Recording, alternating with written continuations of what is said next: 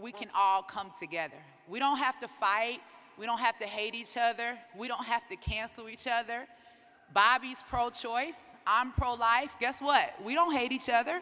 We come to the middle and we figure out, how do we move our country forward? We are fighting hard here to heal the divide. And guess what? We don't have to be separated by political party. We don't have to be separated by skin color. We don't have to be separated by economic status. We don't have to be separated by sexual preference. Because guess what? When it all boils down to it, we're all here in America sharing this land together. So I was watching IG one day, and I saw a post. And Bobby said that he was running for president. And so I said, you know what? I said, I know the Trumpers are going to kill me, but guess what? I support Bobby because I knew him personally. And I knew that this was a man that was genuine. And not only that, he was someone that truly cared about the community that I represent. And I knew that Bobby cared about the community that I represent because I was fortunate enough to be able to work with Bobby long before he ever even announced his run for president. So I saw an IG post that said, Robert F. Kennedy Jr. was coming to Atlanta, Georgia, and I had just opened up a pregnancy home. I was working very hard to try to eradicate the maternal health crisis that we are currently fighting in this country. I had Bobby's number. I gave him a call. I said, Bobby, I said, I see you're coming to Atlanta. I said, would you mind? I said, I know you're pro-choice. I get that. I said, but would you mind just stopping by and just listening to what we have to say, just seeing the work that we do here at this pregnancy home? He said, you know what, Angela? I wouldn't think twice. He said, absolutely, I'll be there. Bobby showed up. He sat for an entire hour. And when Bobby left that day, he said, you know, Angela, he said, although I still stand on my position, he said, but I understand that choosing to keep the baby is also a choice that deserves to be supported just as much as the other choice. And you know what, guys? My heart was changed in that moment, and I realized it doesn't matter if we don't always agree. We can agree to disagree. But the one thing that we can all agree on is the fact that we need to come together. Am I right? Are you guys tired of the canceling? Are you tired of the fighting? Are you tired of the hate? That's just one example of what we can do when we all come together and decide that we are going to push our country forward. And the good thing about standing on this stage today is that I can look out there in that crowd and I know that every single last one of you agree with me. We're tired of the BS, and we're getting ready to move this country forward. And we're going to take Robert F. Kennedy Jr. all the way to the White House, baby. So America, you better get ready. Now we also have another special guest coming up, guys. This day is going to be action-packed. I am so honored and thrilled to be able to introduce to you guys the chairwoman of the Muwekma Ohlone tribe, Charlene Nishma, and her council members. Thank you.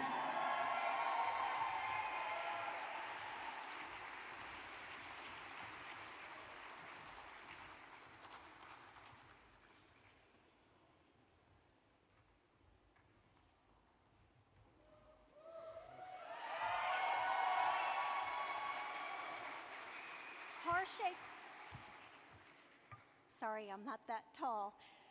Horshe Tuhi, Ganagrakat, Charlene Nijme, Wetresh Muwekma Walwulum, San Francisco Bay Area Tak. Hello, my name is Charlene Nijme, and I am the chairwoman of the Muwekma Ohlone tribe of the San Francisco and Oakland Bay Area.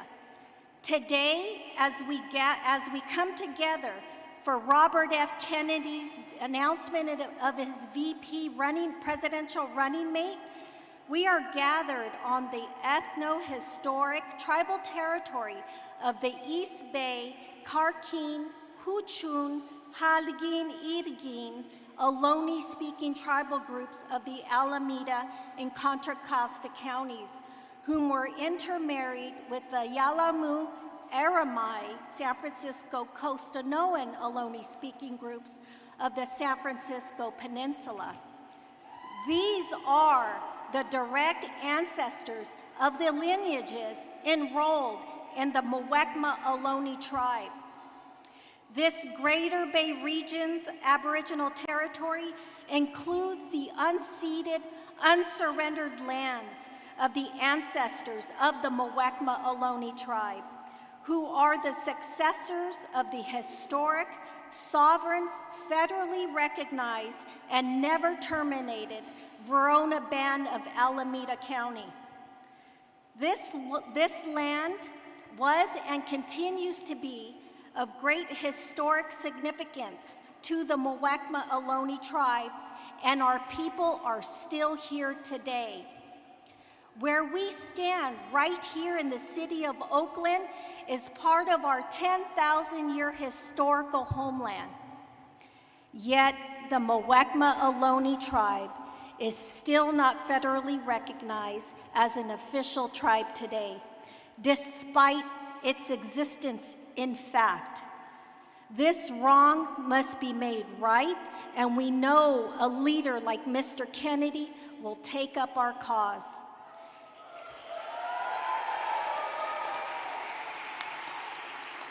It is time we stop the continued political erasure of the forgotten tribes of California and others across the country. There are 80,000 members of unrecognized tribes in California, and hundreds of thousands more across the United States in places like North Carolina, Michigan, Georgia, Virginia, Louisiana, Minnesota, Oregon, Washington, Alabama, and Tennessee, who all continue to suffer from the oppression of the corrupt system that favors special interest money over social, racial, and historical justice. Our people are suffering. We need leaders with ethical and moral courage that Robert Kennedy Jr. has. In order to stand up for what is just and what is right, Robert Kennedy Jr. has protected the rights of Indigenous people for over 40 years, and we believe in him to build on that legacy. We believe that he can and will help bring prosperity to Indian country and restore the trust between the First Americans and the United States government. That's why I am proud to announce that the Muwekma Ohlone Tribal Council has passed a unanimous resolution to endorse Robert F. Kennedy for the President of the United States. We know that this is a pivotal moment in our history and for this country, and that Robert Kennedy Jr. is that person to lead us into a brighter future. Change won't magically come to our people. It must be fought for, pushed for, and sometimes even bled for. Bobby Kennedy's father fought for us. His uncle fought for us, and they both bled for us while reaching for justice on so many fronts, and justice was nearly within their grasp. Mr. Kennedy, my people are praying for you. We're praying that you will continue to have the courage to speak the truths that bring justice to all peoples. And in this moment of pronounced political polarization, we pray for your safety and protection. I ask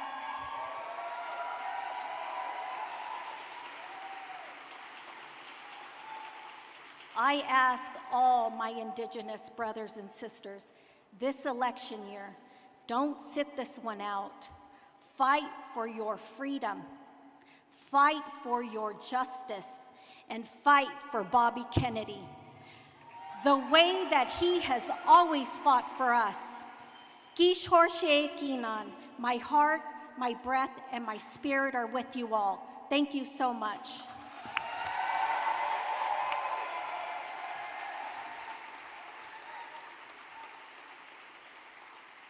Hoshetruhi, Ganakraka, Joey, Ganahini, Dolores Sanchez, Julia Lopez, Geraldine Lopez. My name is Joey Iolopishli, a member of the Moak Maloney. I come from the descendants of Julia Lopez, Dolores Sanchez, and Geraldine Lopez. In the physical and in the spiritual, we understand that protection is must. Our children, we protect them. Our mothers, as we're born, protect our children. I'm here to sing a song so we can put that protection on our relatives and all, and to help this fight for justice.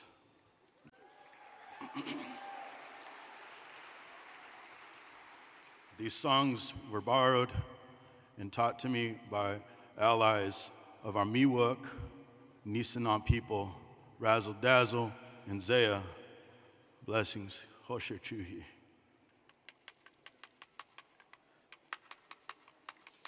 Udobo hepedi hani ayo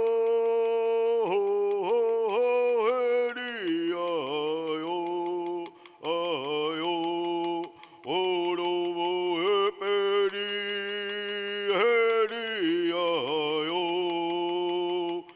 udobo hepedi hedi ayo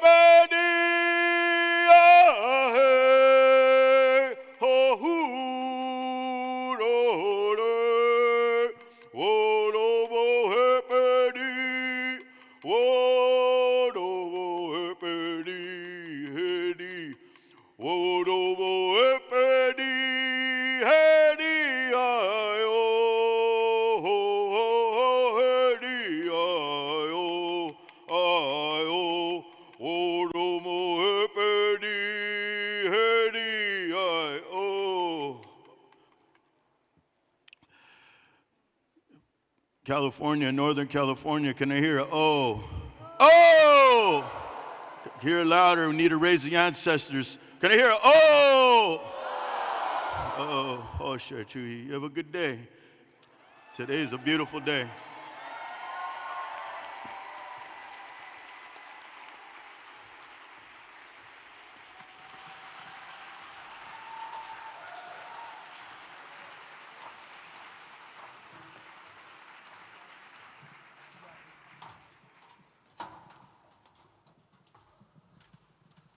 Hello, Oakland! How you all doing today? My name is Del Bigtree. I'm the Director of Communications for the Robert Kennedy Jr. Campaign for President of the United States. I just want to take a moment to say what an honor it is to work with one of the most beautiful people on this planet.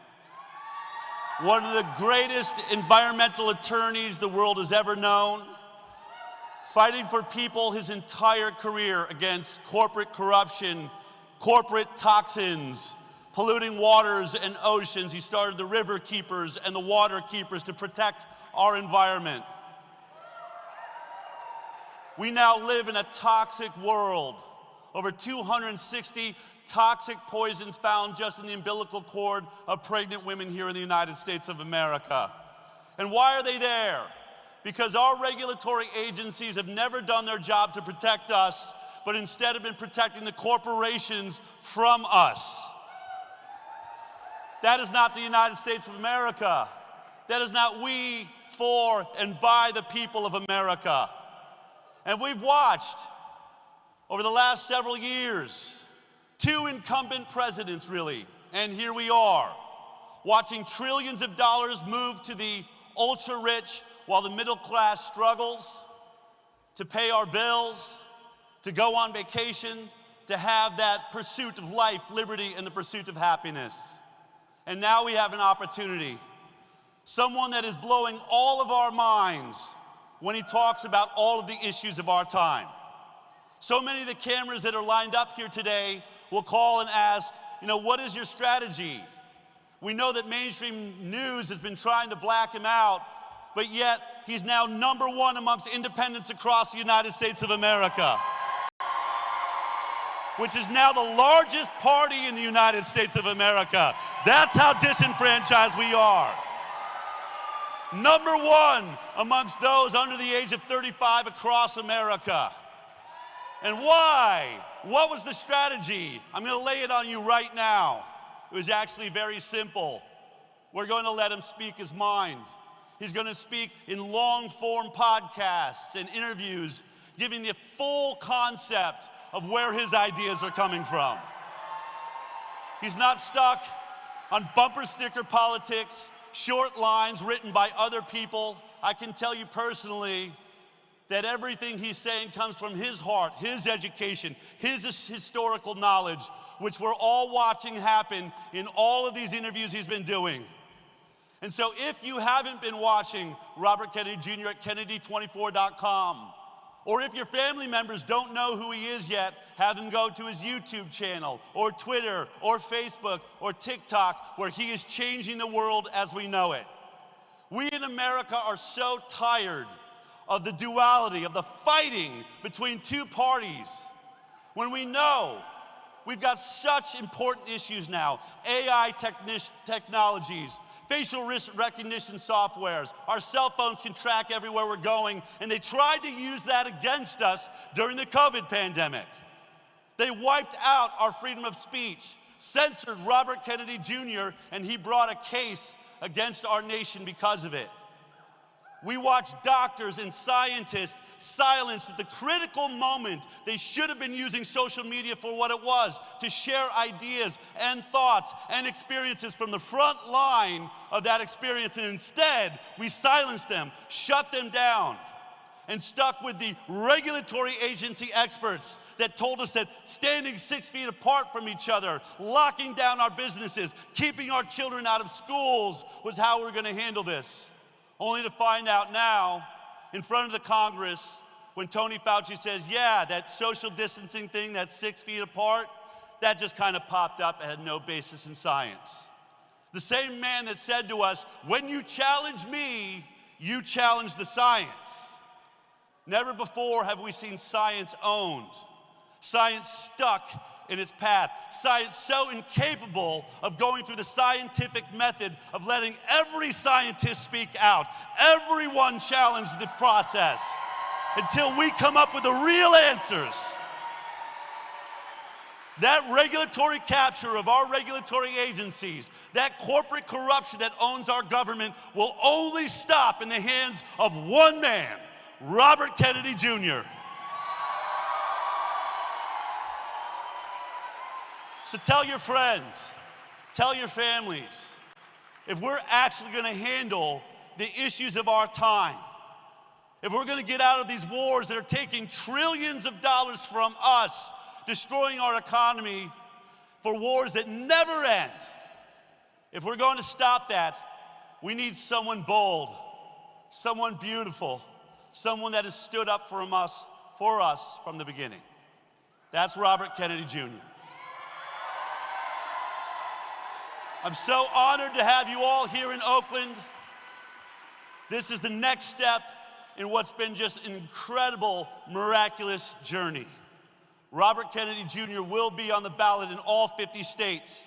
And every single one of these news agencies, every one of these news agencies that keeps doing pieces about Joe Biden and Donald Trump and Joe Biden and Donald Trump, it's so close, who's gonna take it? No one talking about the elephant in the room. The guy that's polling between 24 to 26% in the battleground states, with still much of the nation saying, I didn't even know he's running yet. My news agencies are lying to me. Well, guess what? That's all about to change. Mark my words. We're going to be on the ballot. That's going to happen shortly. And every news agency that lied to their audience. Vice presidential running mate. RFK Jr. hoping for a big boost this week as well when he announces his VP pick. Our independent presidential candidate, Robert F. Kennedy Jr., expected to announce his running mate this week. We are expected to get an RFK Jr. vice presidential announcement. Well, number one, RFK Jr., the former Democrat turned independent last year. He wanted to run for president of the United States as an independent. And on the ballot in a good number of states, you've got to make an announcement about who your running mate is going to be. Independent candidate for president Robert F. Kennedy Jr. says he plans to announce his vice presidential running mate here in Oakland on March 26th. Are these names just getting people's attention, or is one of them a real possibility, Marianne?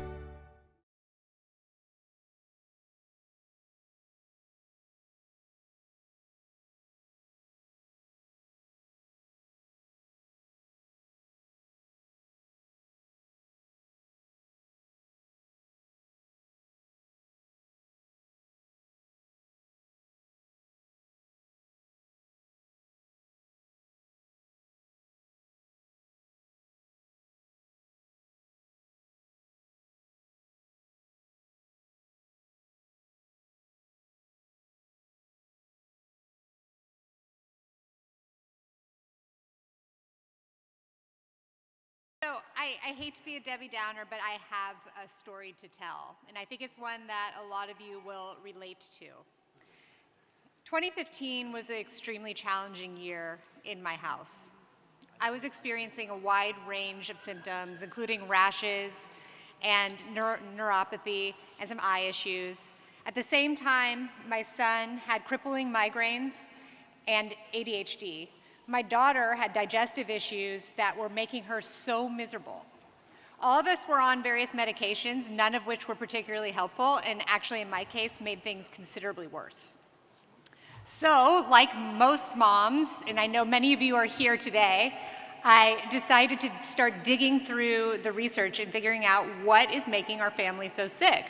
So I read an entire library of functional medicine books, and I ran some tests and found that we had severely imbalanced microbiomes, and our nutrient levels were extremely low, even though we were eating all this food. So I wondered, what on earth has changed so much in our food system that my kids and I can no longer tolerate gluten, nor have the fundamental nutrients that our cells need to function on a basic biological level? That should be horrific. That number in 1970 was 1 in 10,000, by the way. What the government, media, and universities won't discuss is that our food supply is literally covered in carcinogenic, endocrine-disrupting, microbiome-destroying pesticides.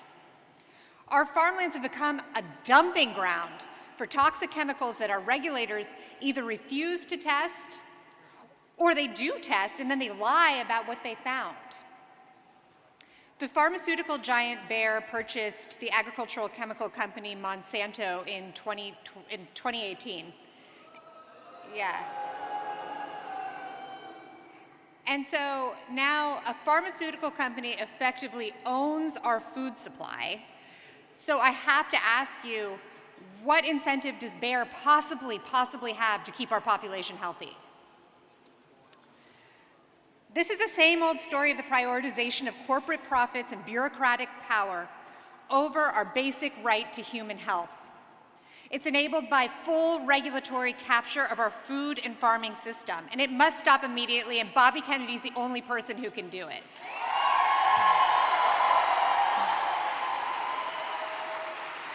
Yeah.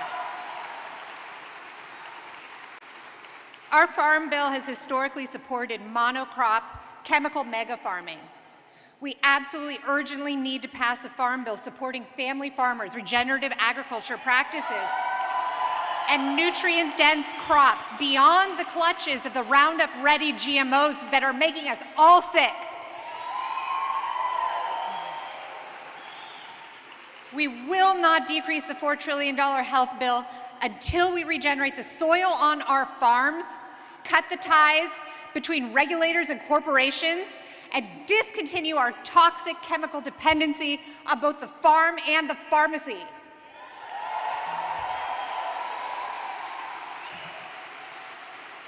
Kennedy's promise to unravel corporate capture will help end this chronic disease epidemic.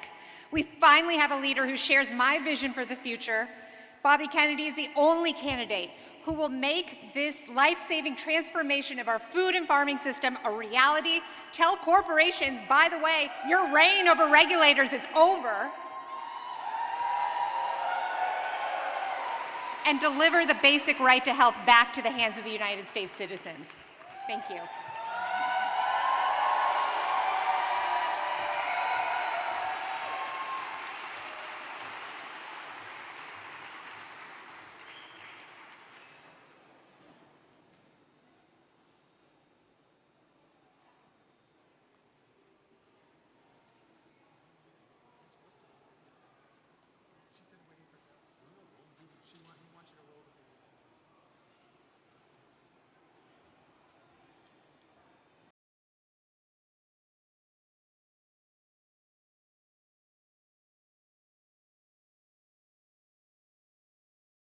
Mr. Kennedy, Bill created all this. Bill Scott. Welcome, Mr. Kennedy. This beautiful farm, which is an organic farm in the middle of what people would call a blighted community. The things that we're dealing with as Black people in our communities is a result of racism, redlining, all those different things that kept our communities at ill health. The food is sick that our community is getting, because it's coming from big ag. African American communities are food deserts. You cannot get good food here. You look at what Black kids are eating. They're drinking big gulp Coca-Colas, and they're eating Twinkies and processed foods. Mr. Kennedy's president and what he's talking about is a perfect example about what we need to do ourselves. He's taking a personal commitment to fight. You got to fight for your land, you fight for your business, you fight for everything that's an interest to you. We not only have to give people access to healthy food, but we need to just get rid of all the bad food. The chemical food, it's not food, it's just filler with poison in it. I'm Robert F. Kennedy Jr., and I'm running for President of the United States, and I approve this message.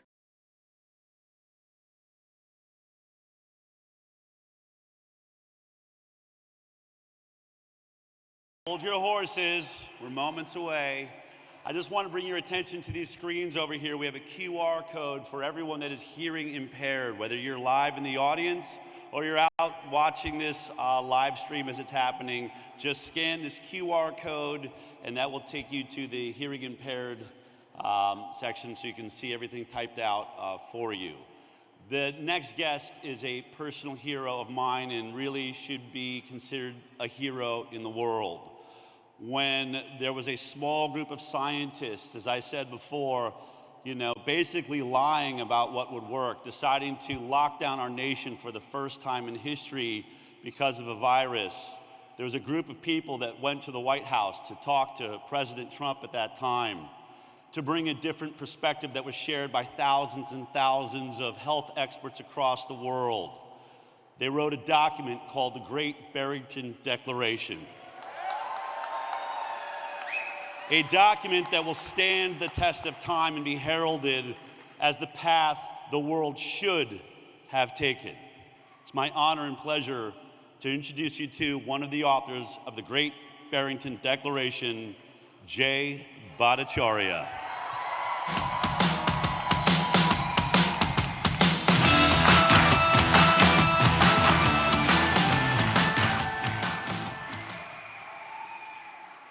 Never given a speech at a political rally, but my God, First, I want to thank Mr. Kennedy for the opportunity to speak today on this important day in American history. And I wanted to take the chance to make a case for the First Amendment and for free speech. I know that Bobby Kennedy has been the victim of an effort to censor his voice. And I have to say that I've been the victim of this same effort to censor free speech in this country. I am a scientific dissident. I've been a professor at the School of Medicine at Stanford for over 20 years. The Great Barrington Declaration, how many people signed it? God bless every one of you. It was a document I wrote with professors at Harvard and Oxford in October of 2020. The world was locked down. We had closed our schools, we had closed our businesses, we had closed our churches on the idea that it was necessary for our health. But I knew for a fact that that was a lie, that there were tens of thousands of doctors and scientists who said that we didn't need to lock down. We didn't need to close our schools, we didn't need to close our businesses, we didn't need to close our churches. We proposed instead better protecting vulnerable older people. We proposed not disrupting the lives of our children. Following similar ideas, the Swedish Public Health Authority protected human life much better than Americans. In fact, they have among the very best outcomes in protecting human life during the pandemic without lockdowns, without disrupting the lives of our children. Their kids suffered no learning loss at all during the pandemic. Their elderly were protected better, and their young people lived as close to a normal life as possible. Lockdown California, my kids didn't see the inside of a classroom for a year and a half. Florida opened its schools, and they have higher life expectancy and better outcomes, economic outcomes, psychological outcomes, and health outcomes than California did locked down.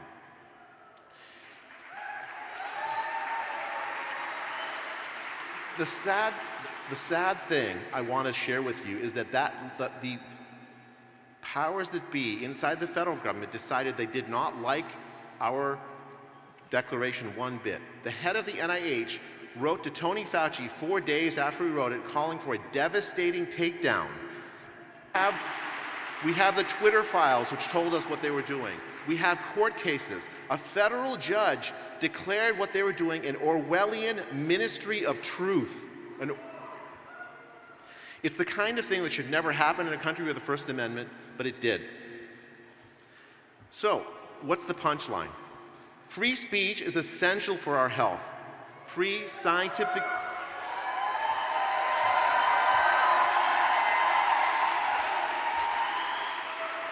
We need dissidents. We need dissident voices in public health because they're very often right. The government censored because it knew it was wrong. We need people like Bobby Kennedy and any other politician that wants to support free speech. We need those voices to restore the First Amendment in this country, because that is how we protect our health and how we protect our democracy. You know, I work in public health, and I don't believe that public health should be political. So I'm deeply uncomfortable. I want to say public health should be suitable equally for Democrats, for Republicans, for independents, everyone alike. It's something I think we can all as Americans get behind. And so I am glad to work with anybody who speaks for free speech at a time like now when they are in peril. And I'm delighted that Bobby Kennedy has lent his considerable voice to the cause. Thank you very much.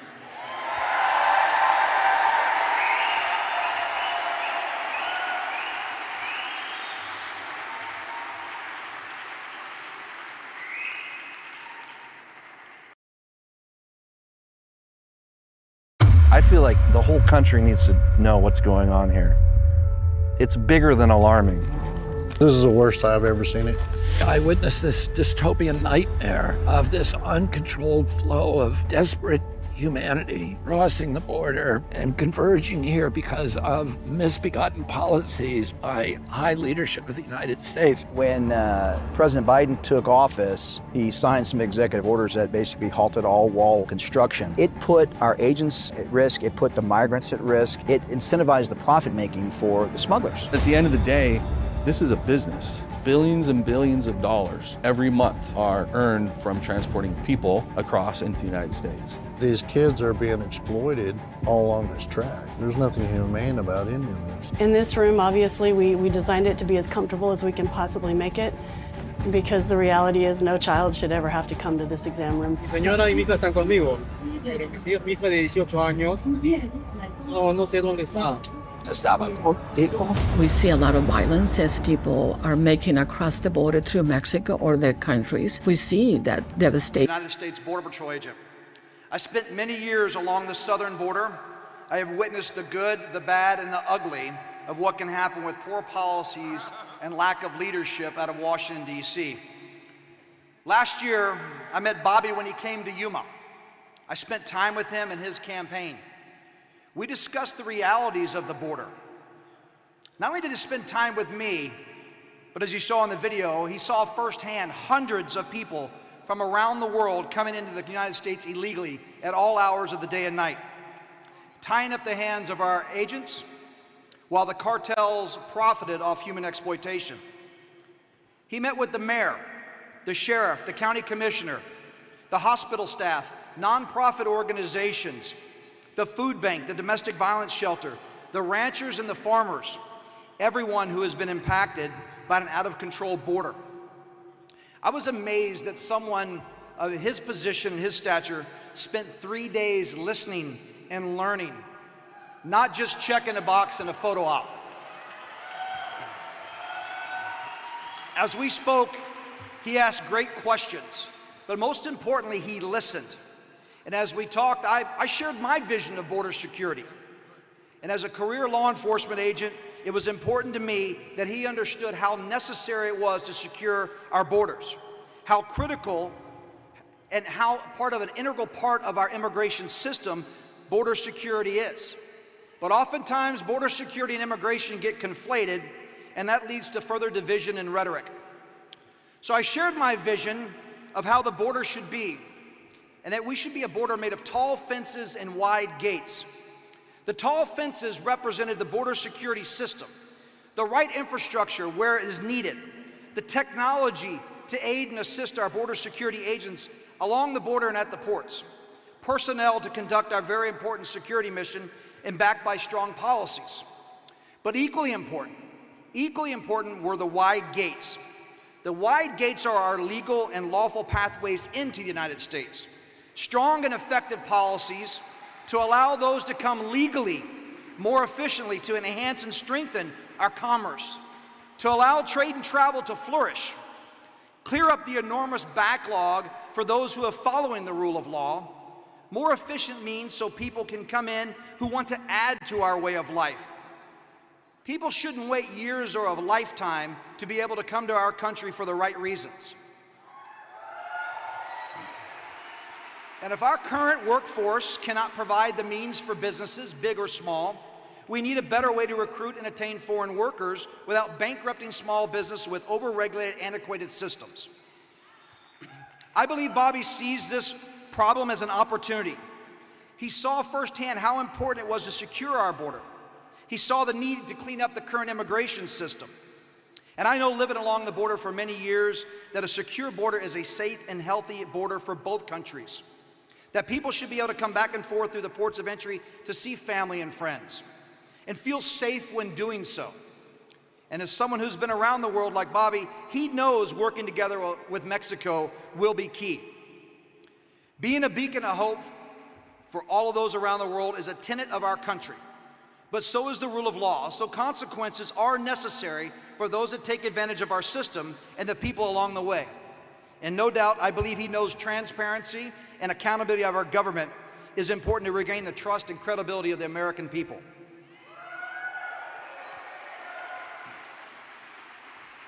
As I said a moment ago, I met Bobby last year, and I've grown to know that he sees these challenges through a compassionate and common sense lens, which is so desperately needed today. Taking clear, kind, and common sense action by creating tall fences to protect our country from the human exploitation, which profits from more Americans being sick. Guys, without further ado, Cali means.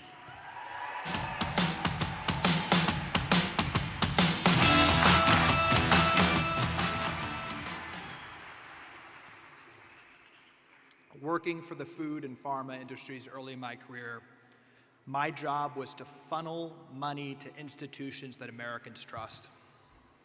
We funneled money to civil rights groups. In return, the NAACP said it was imperative to keep Coca-Cola on food stamps. They actually said it was racist to take ultra-processed food and soda off of food stamps, and today soda is the #1 item purchased with that program. We funneled money to medical organizations. The American Diabetes Association, of all groups, took millions of dollars from Coca-Cola, and they said small cans of the drink was a good choice for diabetics. The American Academy of Pediatrics, 80% of their funding comes from the pharmaceutical industry. We funneled money to researchers. I was shocked as a junior employee to be communing with top professors at Harvard and Tufts Nutrition School.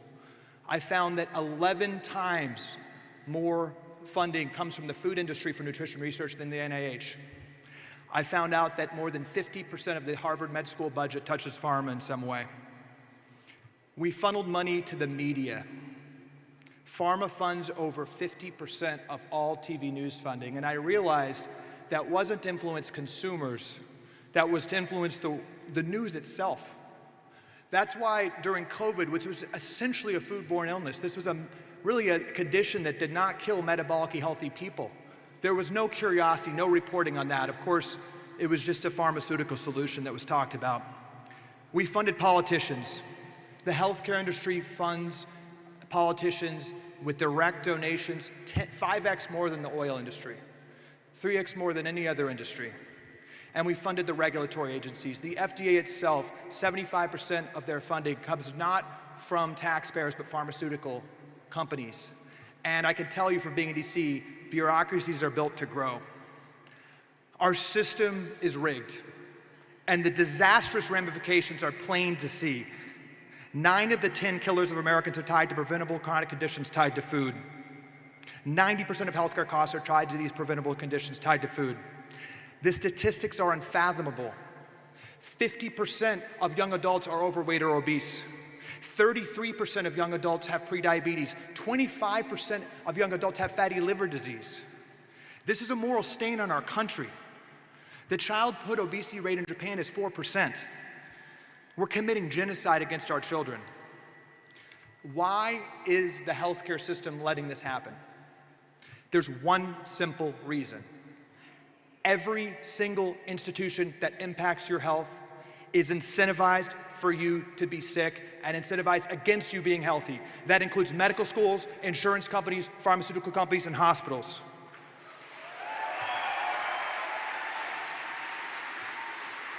An unemotional statement of economic fact is that there has been no more profitable invention in the history of America than a sick child, than a child with chronic disease. They suffer and rack up more comorbidities and more interventions, but they don't die. They just suffer. Today, statins, metformin, antidepressants, Adderall, they're prescribed like candy in high schools. And the American Academy of Pediatrics recently put out a press release saying it's an urgent national priority to prescribe Ozempic to 50% of 12-year-olds. This is a lifetime drug. This is a story of optimism. The American people want to be healthy. They want their kids to be healthy. They want to thrive. The incentives are stacked against us. They've been stacked against us quickly, and they can change quickly with leadership. We need a president who questions the science. that doesn't just trust the science. We need a president who realizes that this devil's bargain between the food industry making us sick and the healthcare industry profiting is the biggest issue we face. We need a president who has the moral clarity to appoint Dr. J to lead our medical policies, to appoint Kelly Peterson to oversee our agriculture policies. We need a president who will stand up to pharma lobbyists, who will stand up to corrupt bureaucrats at the NIH and the FDA. We need a president who will say less Ozempic, more exercise, less SSRIs, more sunlight and healthy food. We need a president who has the moral clarity to declare a state of emergency for the childhood chronic disease epidemic that is savaging our human capital. And we need a president who realizes, we've talked about childhood disease so much, this is the most important issue in our country. And we need a president who understands that we cannot poison our kids at scale. And we need a president that has a plan to fix it. We need a Kennedy in the White House. Thank you.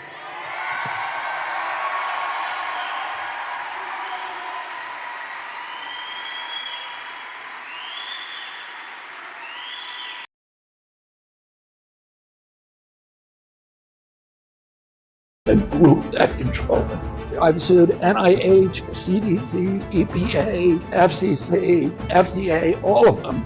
I've brought many, many suits against the Department of Agriculture. The USDA represents and promotes the interests of big factory farms, of industrial agriculture, of big companies like Monsanto, Cargill, Tyson's, Purdue, and the big petroleum fertilizer companies, in other words, the oil companies. And they really, USDA operates full-time to punish and destroy the small farmer in this country and to promote the mercantile interests of these big industrial agricultural interests. Americans can see the corruption, and we all have this feeling that this system has been rigged against the American middle class. They're strip mining the wealth from the American people and destroying the health of our children and causing this chronic disease epidemic that is the biggest blight on the American middle class in our country, and that it's being used to benefit this oligarchy, this new corporate kleptocracy.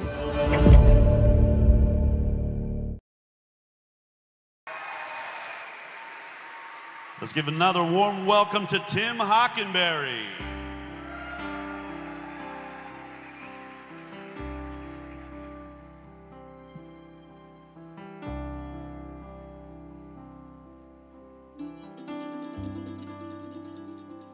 As I went walking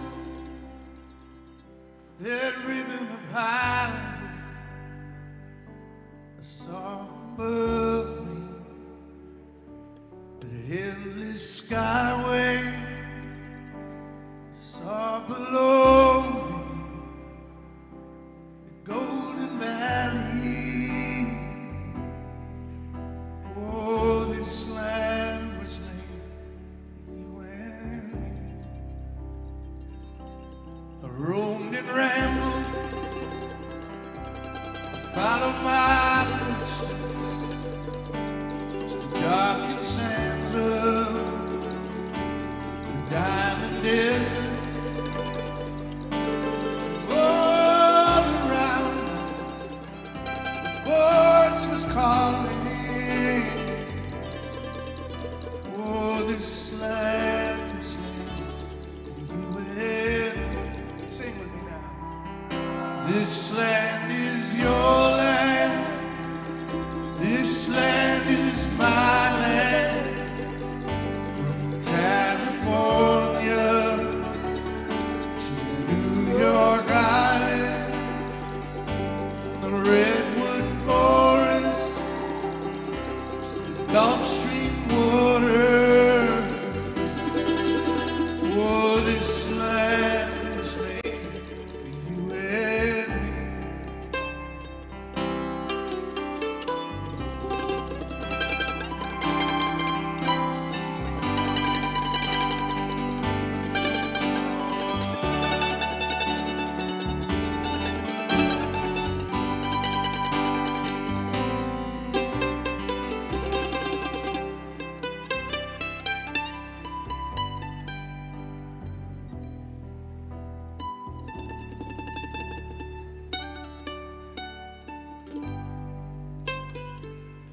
when the sun came shining, I was strolling, wheat fields waving, the dust clouds rolling, the voice came chanting, the was lifting. Oh, this land was made for you and me. Sing it with me. This land is your land. This land is mine. From California to New York Island, the redwood forest, the Gulf Stream water. Oh, this land was made for you and me. I say this land was made for you and me. I mean everybody in this land was made for you and me. Oh, I mean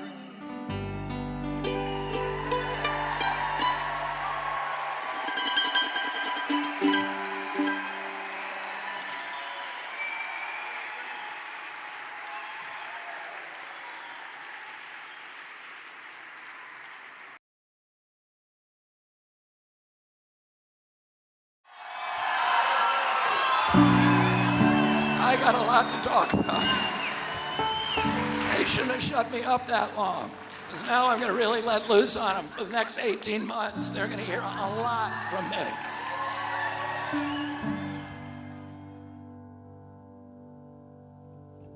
We've used our editorial judgment in not including extended portions of that exchange. I don't know how we're going to reach people now. I know that there's a lot more availability of press now that I've announced, so that I'm going to be able to talk to people that I haven't been able to talk to for 18 years, that I've been censored in talking to. If we can't have a common consensus about what is true and what is not true, we're going to be at each other's throats. And then the government's remedy for that is silencing people who disagree with the official story, and marginalizing them and vilifying them and gaslighting them and, making them pariahs. How can the Kennedy campaign today in the face of all this hostility? So far, the internet has been our friend to some extent because it is in our hands, and it's possible for us to live stream.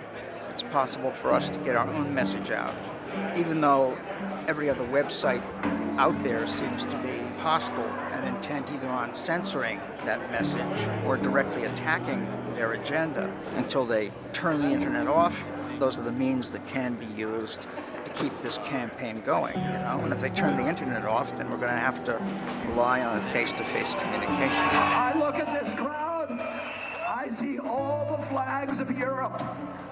I see people of every color.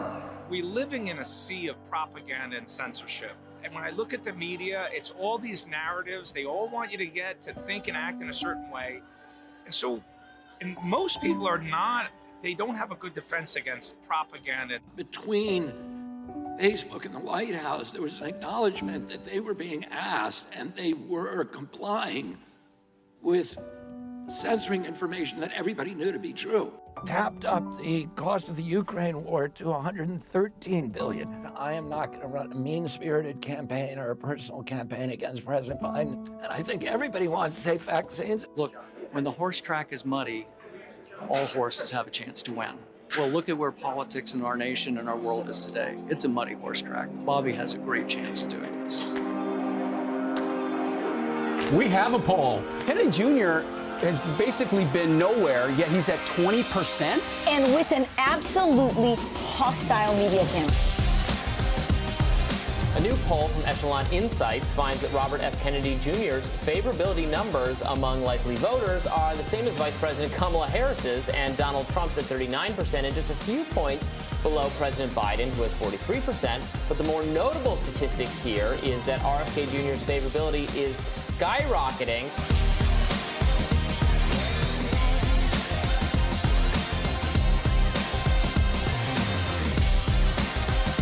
I think Americans, a lot of Americans are really interested in somebody who will tell them the truth. And if I'm right about that, then, you know, this election will have a happy ending for me. And if it's not, I'll still have a happy ending. So.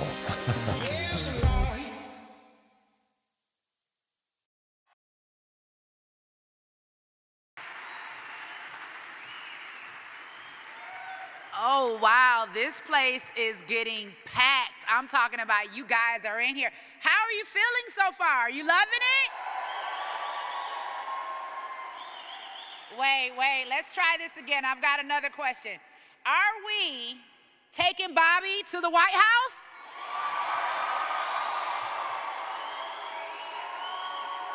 America, did you hear that? Everybody, our next guest that I am bringing up is Ron Korn. Ron Korn has been involved in the Menominee language restoration efforts for over 20 years. He has dedicated his career to learning and teaching the Menominee language. He's done it throughout his career at high schools, the college level, and in tribal programs, and all throughout the community through his nonprofit organization. Everyone, let's give it up for Ron Korn.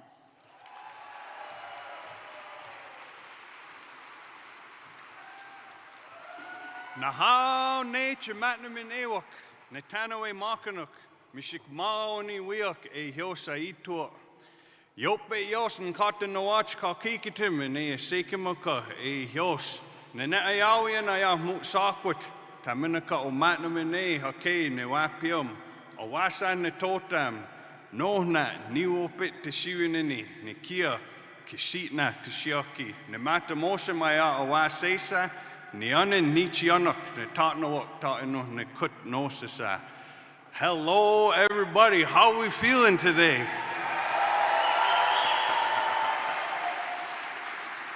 I just introduced myself to you all in the best way that I know how, from the direction that I come in. And I'm more than happy to be here to offer these words to start this campaign out. I was asked to use the beautiful Menominee language from the reservation, from my people that I come from in north central Wisconsin. And so we're going to use our language to start this out and ask that everybody from Bobby to the people helping us out at the door, the campaign people, so that things go good for them as they start this journey out. And I know that they're going to be dedicating a lot of time, effort, and energy, and I wish the best for them and the ones that their houses. So that's what we're going to do here this afternoon.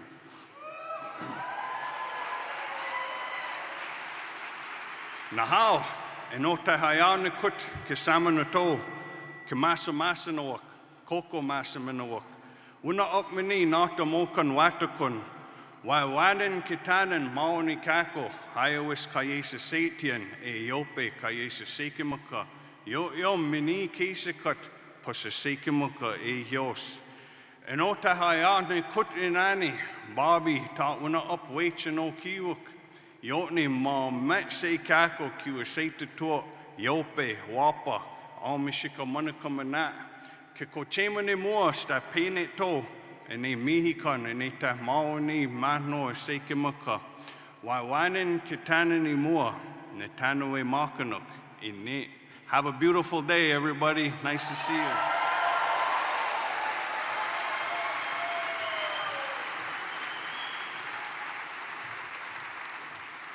And we're going to keep this right on going. We have an awesome performer coming up. She's going to sing for us. She's noted to be from the Hill House. And I don't know if you guys know about the Hill House, but the Hill House was recognized by Ronald Reagan for the work that Ms. Hill did in the community. So everyone, without further ado, I'm going to introduce this wonderful performer, Mika Hale.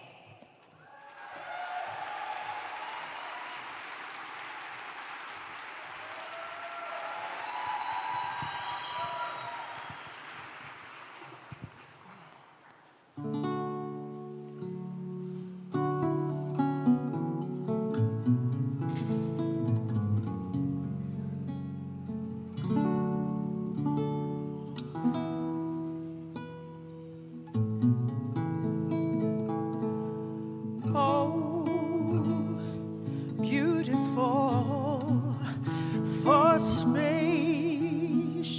skies, for amber waves of grain, for purple mountain majesties above the fruited plain. America, America, God shed his grace on thee and crown thy good with brotherhood from sea to shining sea.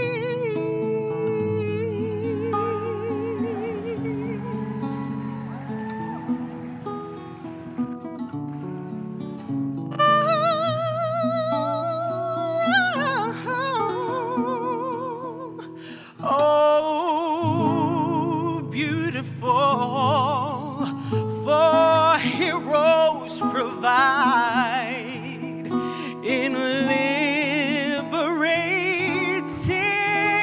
strife. Oh, more than self, their country loves, and mercy more than life. America, America, may God thy gold refine,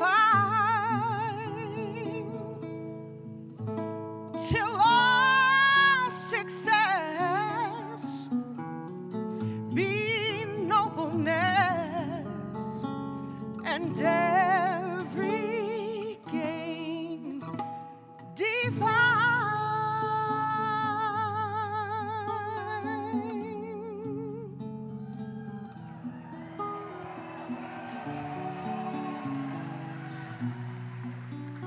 Every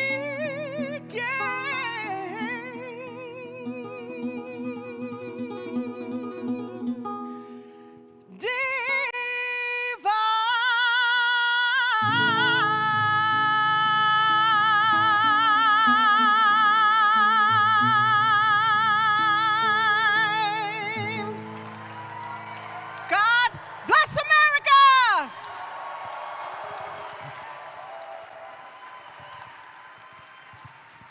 Ladies and gentlemen, please welcome to the stage the Chief of Staff for the Kennedy campaign, Miss Bridget Rasmussen.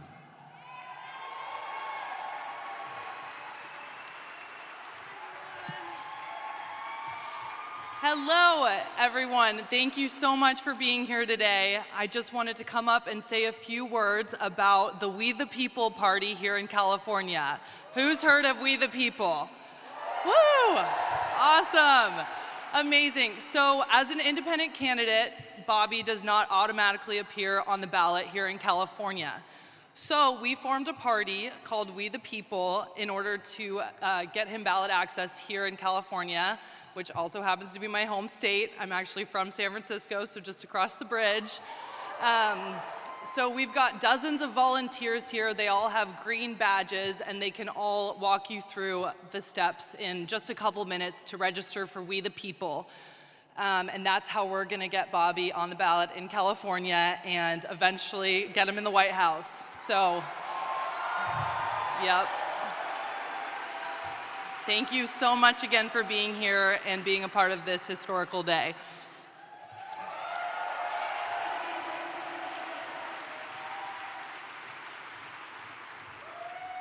How's everybody doing? There's a lot of energy in this building. Make some noise for RFK. Let's keep the energy going.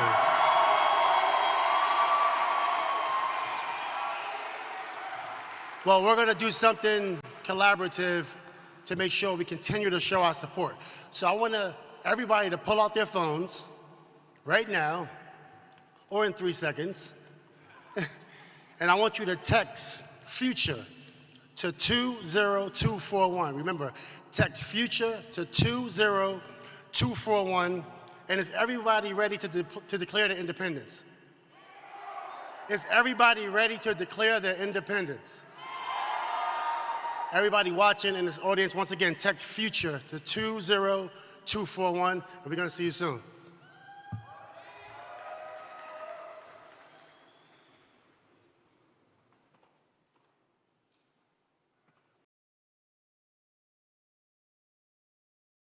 My independence. We declare our independence.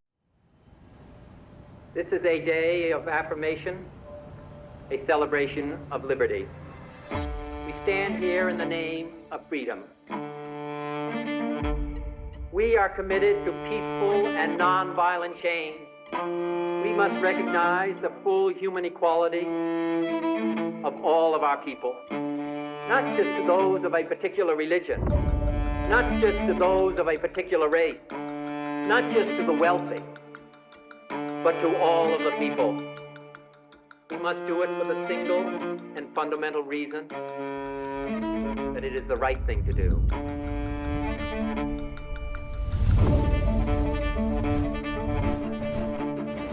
A new twist this morning for the country's most famous political dynasty. RFK Jr. plans Robert F. Kennedy Jr. defended the presidential race October 9th in the state of That it's time to heal a divided nation and return the power to the people. Robert Kennedy Jr.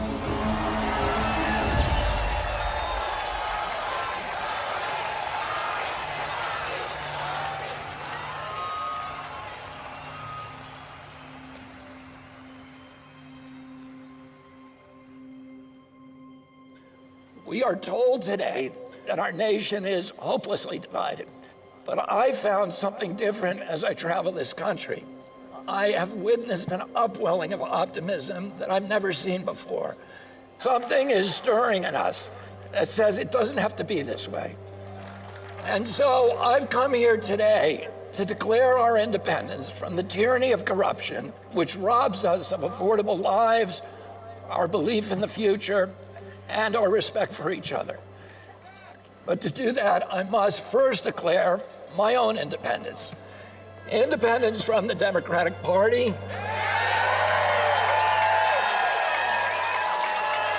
and from all other political parties. I haven't made this decision lightly. It's very painful for me to let go of the party of my uncles, my father, my grandfather, and both of my great-grandfathers, but my sacrifice is nothing compared to the risk our founding fathers took when they signed the Declaration of Independence 247 years ago. They knew that if their revolution failed, every last one of them would be hanged. They chose to place everything on the line. When John Adams put his pen down after adding his signature to the Declaration, he turned to those present and he said to them, sink or swim, live or die, survive or perish. From this day on, I am with my country. I'm going to make that same pledge to you today so that I can stand before you, as every leader should stand before you, free of partisan allegiance, free from the backroom deals, a servant only to my conscience, to my Creator, and to you. Every president enters office promising to unite the nation and to work with people from the other party across the aisle. None of them ever does it. They can't. They're already chosen a side. Well, I'm not going to have that problem. I'm going to build coalitions from both sides of the aisle. And except for the small minority of public officials who are actually corrupt, I'm going to tell you this secret. They too want liberation from the system that has captured them. And isn't that ultimately what we all want? Liberation from a system that robs us of our wealth, our health, our hope, our patriotism, our ideals, our freedoms, and ultimately our sense of ourselves as a good and capable people. Is healing our divided nation possible? Let's go take back our country. God bless you, and God bless the United States of America. I declare my independence. I declare my independence. I declare my independence. We declare our independence. I declare my independence. We declare our independence. I declare my independence. We declare our independence. I declare my independence. I declare my independence. Yo declaro mi independencia. We declare our independence. I declare my independence.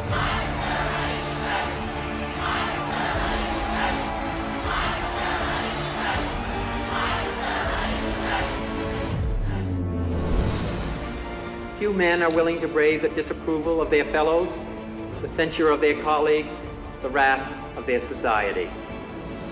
Moral courage is a rarer commodity than bravery in battle or great intelligence.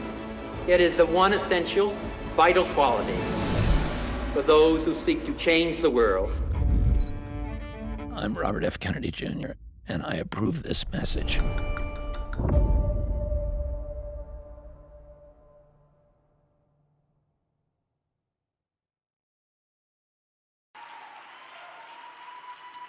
Ladies and gentlemen, the brilliant, the beautiful, the hilarious Cheryl Hines.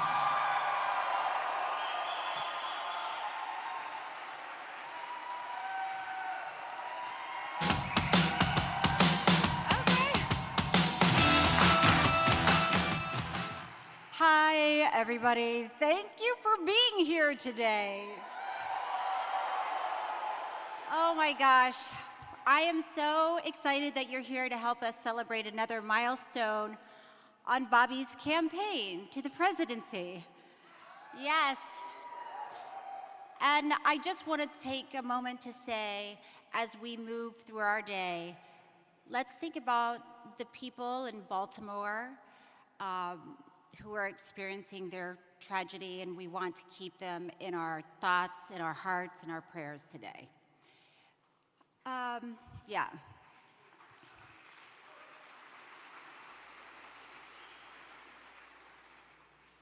So you're probably here to hear what Bobby has to say today.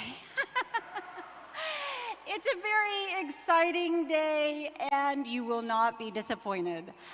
One of the things that I love about Bobby, there are a lot, I won't spend the day naming them, but one of the things that I truly respect about him, I have watched him and continue to watch him inspire people of all different parties to come together for the greater good of this country.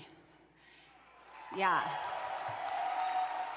So when you look around you, you're probably gonna see Republicans, Democrats, Independents, all gathered together to see what we have in common and how we can work together.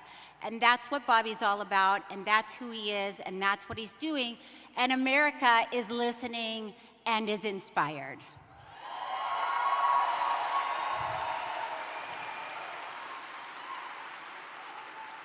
All right, I think we should just do it. Are you ready to hear from Bobby? Are you at all interested to hear from the new VP pick?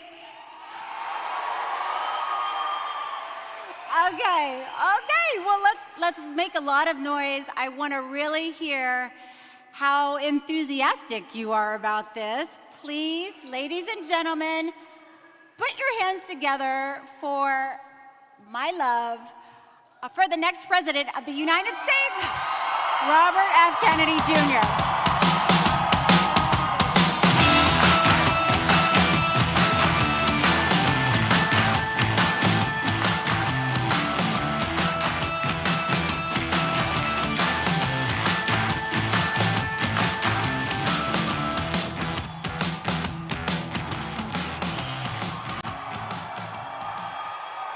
Thank you all very much.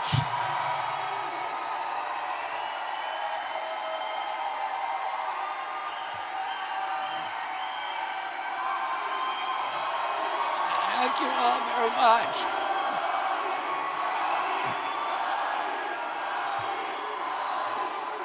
Thank you, thank you. And I want to start out, first of all, for thanking all of you, and thanking Oakland, and thank all of you for being here today. I also want to thank the tribal chiefdoms, the Mu'ekli Ohlone tribe, and the chairwoman of the tribal council for endorsing me today, for putting their faith in me.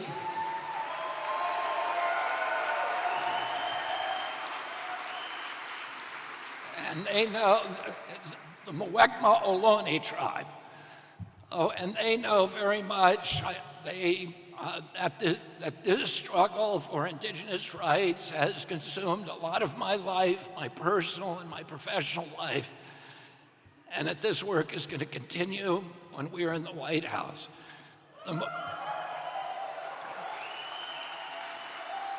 The Mu'ekma Ohlones are one of the many tribes that were decertified during the 1950s and 1960s, and these tribes need to be re-legitimized, and that's something that I will do as soon as I get in the White House.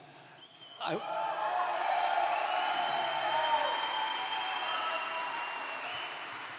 want to say something about Oakland. My father spent a lot of time doing hearings in Oakland on the poverty issues for the Poverty Committee in 1967 when he was United States Senator, and then he came back here in 1968 on the presidential campaign.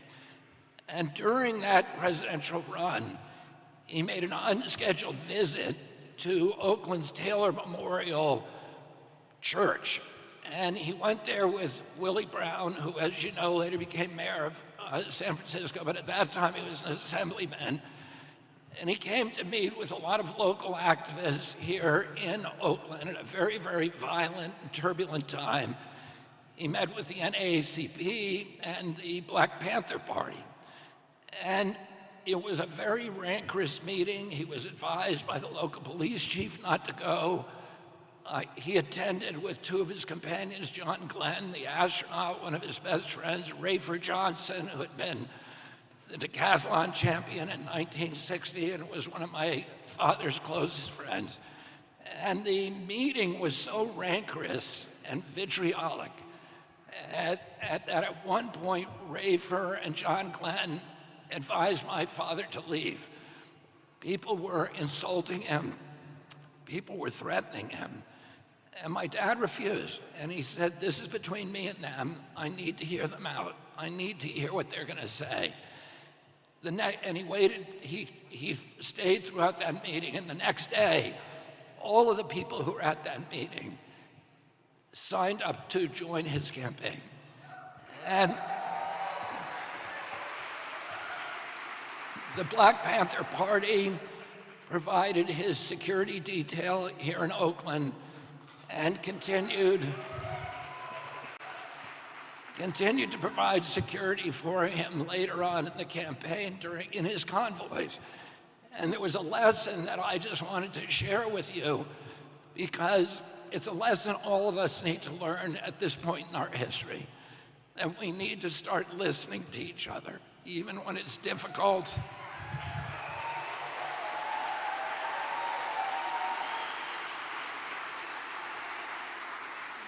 We need to sit through the anger. We need to sit with each other and listen to the feelings and not walk away and not see each other as enemies, but learn to love each other even through that anger and vitriol. We need to start coming back to each other as Americans again.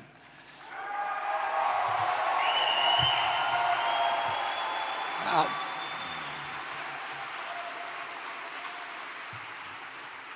the last time I was in Oakland was when I served on the trial team in the Monsanto cases, and we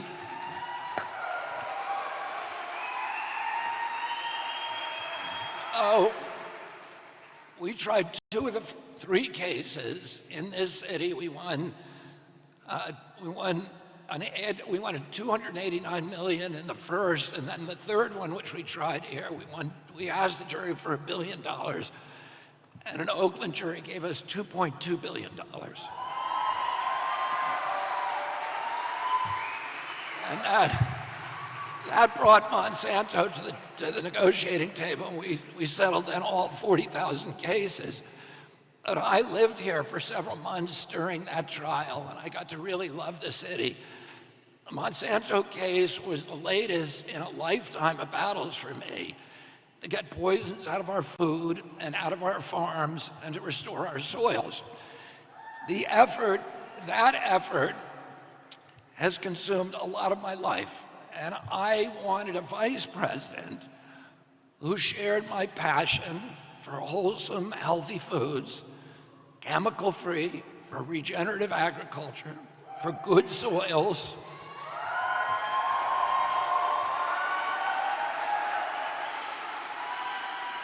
and I found exactly the right person.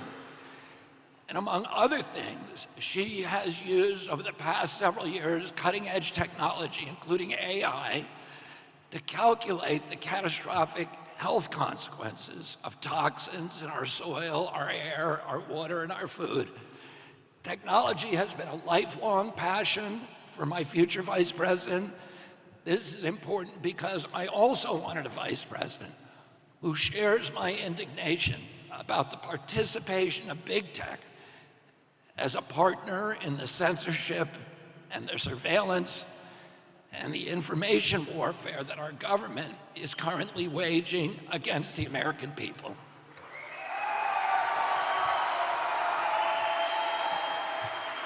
And that's why I'm bringing on someone with a deep inside knowledge about how big tech uses AI to manipulate the public. I want a partner with strong ideas about how to reverse those dire threats to democracy and to our freedoms. I managed to find a technologist at the forefront of AI. She has spent the last decade relying on neural networks, artificial intelligence, and cutting-edge science to identify abuses in our government.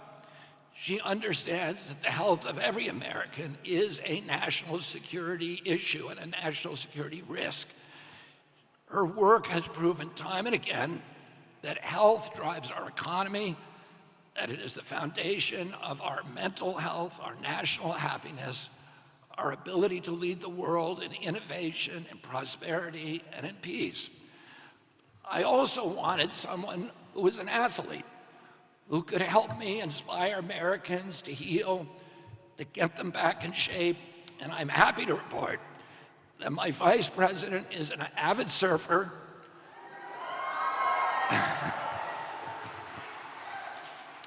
who attended school on a softball scholarship.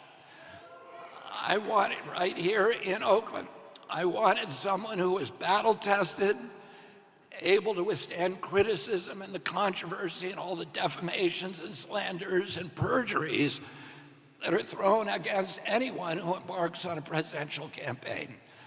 I wanted an advocate who has seen corruption of our regulatory agencies firsthand, who shares my indignation about the way it allows regulated industries to commoditize our food, our wildlife, and our children. I wanted someone who would honor the traditions of our nation as a nation of immigrants, but who also understands that to be a nation, we need secure borders. I wanted a partner who was a gifted administrator, but also possesses the gift of curiosity, an open, inquiring mind, and the confidence to change even her strongest opinions in the face of contrary evidence. I wanted someone with a spiritual dimension and compassion and idealism, and above all, a deep love for the United States of America.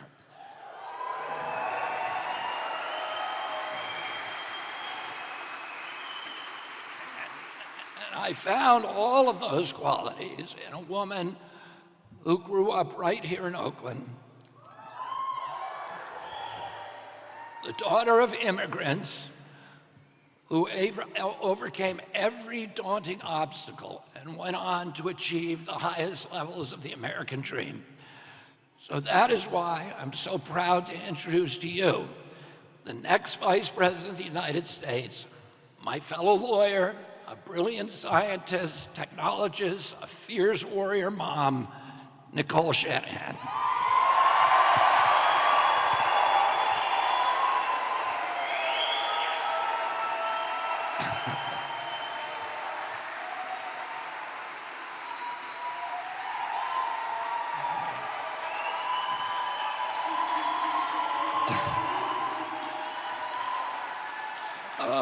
I'm going to tell you a little bit about Nicole before we bring her out here. Then we're going to see a video. And Nicole's personal story began in Oakland. She was the daughter of impoverished immigrants. She grew up on food stamps and welfare in this city, beset by many, many other unique challenges, all of which she overcame. Her very, very American journey took her to a career as a patent attorney and as a Silicon Valley tech entrepreneur and as a Stanford University fellow. Like many of us, Nicole assumed our government was working for our people, that our defense and intelligence agencies wanted peace, that public health agencies wanted us to be healthy, that the USDA supported wholesome foods and family farms, that the EPA would stand up for clean air and clean water, that the Fed wanted prosperous America, that the Democratic Party was on the side of the middle class, the working poor, and Main Street small businesses, that scientists were incorruptible, and that the science was a search for, an exalted search for the truth, and that the President of the United States could always be counted on to defend free speech. I too used to believe those things. Do you remember those days? And she'll tell you that she now understands that the defense agencies work for the military-industrial complex, that health agencies work for big pharma, that the USDA works for big ag and the processed food cartels, that the EPA is in cahoots with the polluters, that scientists can be mercenaries, that government officials sometimes act as censors, and that the Fed works for Wall Street and allows millionaire bankers to prey upon Main Street and the American worker. And that's why Nicole and I both left the Democratic Party.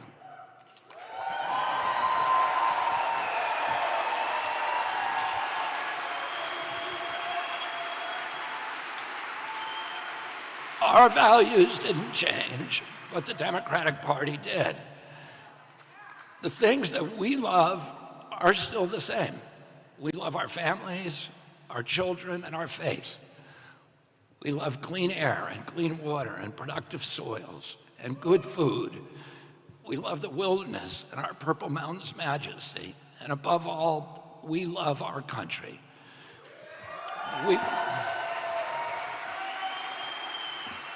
We want America to live up to her highest ideals. We want her to be an exemplary nation again, a global leader in freedom, opportunity, and responsible government. We want America to be a peacemaker, a moral authority.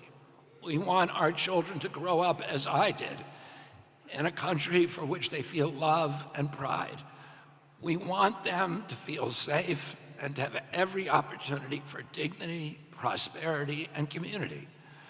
We want them to have confidence in their futures. We want them to have the best education. We want America to be friendly to farmers and entrepreneurs. We want America to honor its veterans and its teachers. We want scientists to stand up for science and for truth. And we want our government to defend our right to free speech.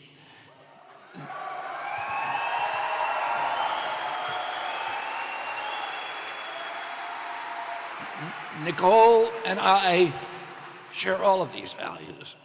And you know what? Despite the artificially orchestrated divisions, nearly all Americans share the same values that we do. And I'm grateful that Nicole has put her self-interest aside and made the momentous and very, very difficult decision to embark with me on this extraordinary crusade to win back our country.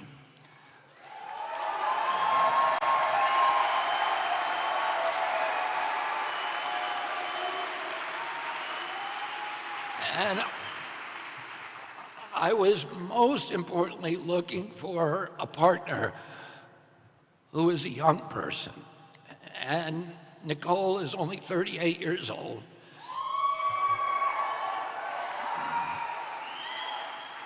And I wanted that because I want Nicole to be a champion to the growing number of millennials and Gen Z Americans who have lost faith in their future and lost their pride in our country.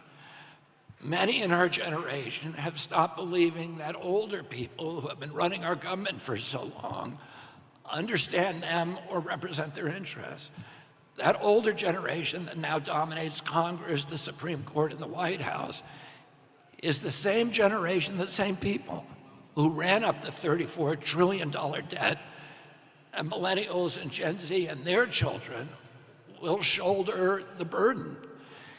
It was my baby boom generation that unleashed the epidemic of chronic disease that has made America the sickest country in the world. The only response to this calamity by government officials today is to gaslight us into pretending that it's all normal, that it's not really happening.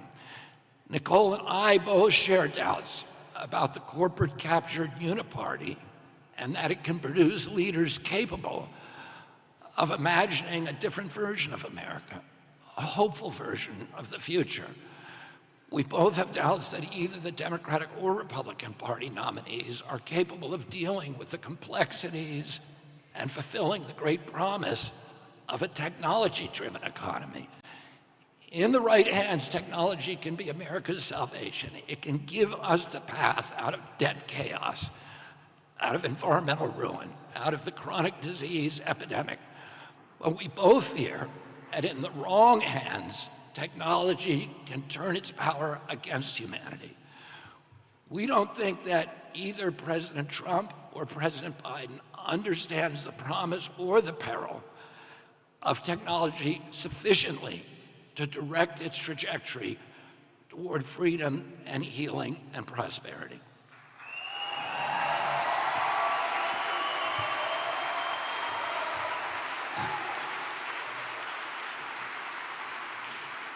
And we're now witnessing this dismaying contest between the two oldest presidential candidates in history.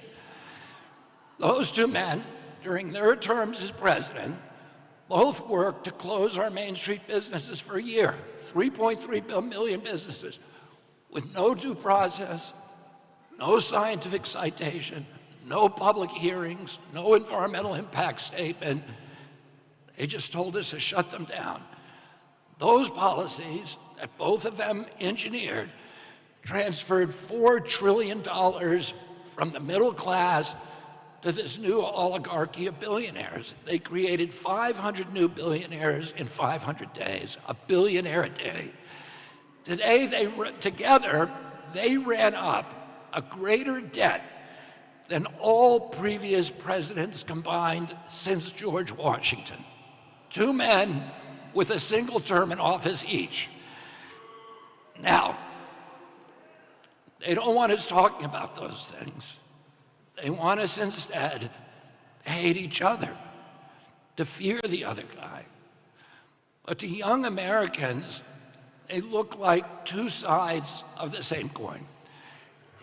If we vote for either of them again, we can expect, and we will deserve, more of the same.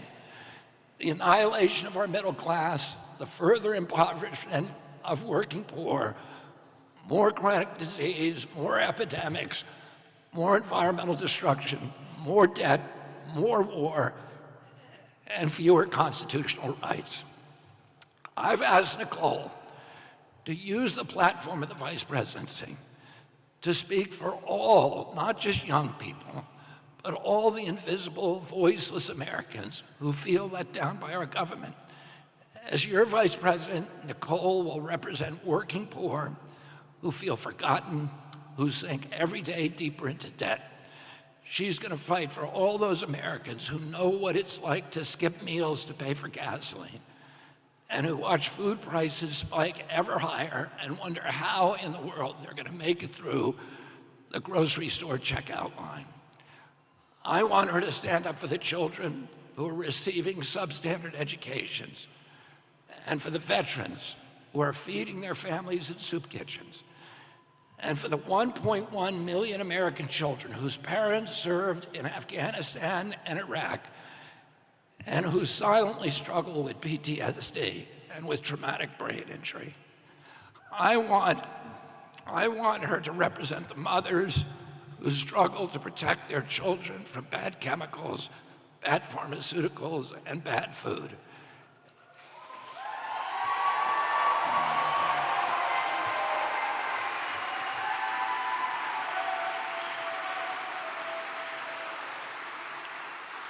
As vice president, she will stand between them and the big ag, big pharma, the chemical industry, the processed food industry, the government regulators who are colluding to poison our kids for profit. And as vice president, she's going to stand with me against the military-industrial complex.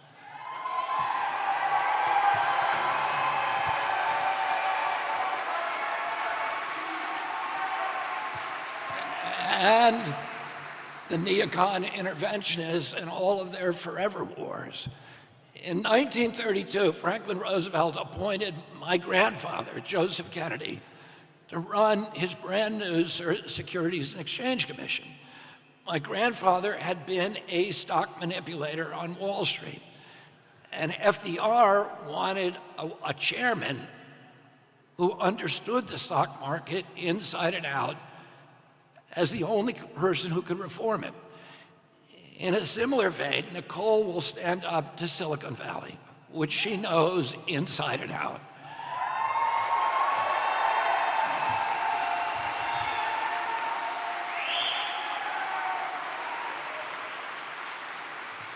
And she's going to stand up to Wall Street, to the big banks, the larcenous K Street lobbyists, the regulatory czars, the unbridled central bank money printers, the crony capitalists, and all of the other people who have turned our country from a democracy into a corporate kleptocracy. These are the people.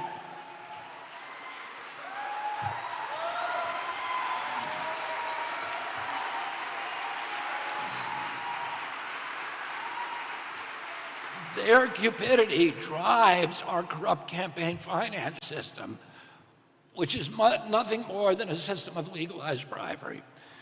This is a system that has put agency capture on steroids and made our government regulators sock puppets for the industries that they're supposed to regulate. The corrupt merger of state and corporate power now straddles our nation's capital like a mythical harpy, sucking the economic, social, and moral vitality out of the nation's polity of free citizens, gorging itself on the bleaching bones of the American middle class. Nicole is going to help me free our country from that predatory cabal.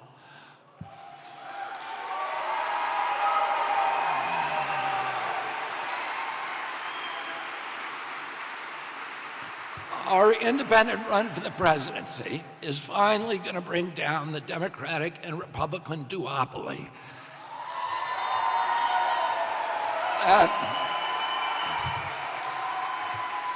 That gave us this ruinous debt, chronic disease, endless wars, lockdowns, mandates, agency capture, and the same Trump-Biden uniparty that has captured and appropriated democracy and turned it over to BlackRock, State Street, and Vanguard, and the other corporate donors. Nicole Shanahan will help me rally support for our revolution against the uniparty rule from both ends of the right and left political spectrum. Now let me tell you what Nicole and I are up against and what we need to do to win and how we're going to do it. The New York Times this week published an article estimating that the Democratic Party war chest will ultimately be, which is $1.1 billion today already, the largest in the history of any political party. Within a few months, it's going to be $3 billion. And the Democratic Party is not going to use that war chest to amplify President Biden's voice. It's using it to stop its opponents from getting on the ballot and to turn Americans against each other and inundate us with fear. Incidentally, the Republican Party will raise about the same amount. Does anybody here think that these big money donors who are giving all that money are acting out of a patriotic impulse? Do you think they're acting out of a humanitarian impulse? No, of course they're not. For them, this is an investment, and they expect a return on that investment, and they expect a very, very big return. The campaign finance system has transformed our government from a model democracy into a corporate kleptocracy. So we're up against powerful, this campaign is up against the most powerful financial interest in history. We also face a determined campaign to keep us off the ballot by fair means or foul. Evidently, the Democrats have little faith in their candidate's ability to win in the old-fashioned way at the voting booth. We are going to overcome these financial and legal challenges, but I want to talk about another obstacle that's even more important. It's the obstacle of cynicism. It's the obstacle of fear.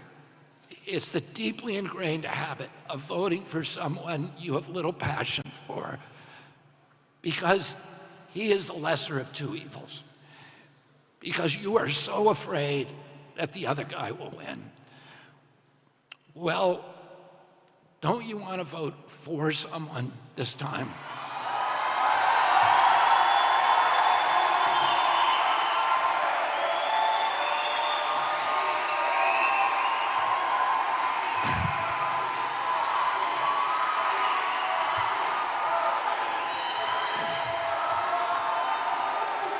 And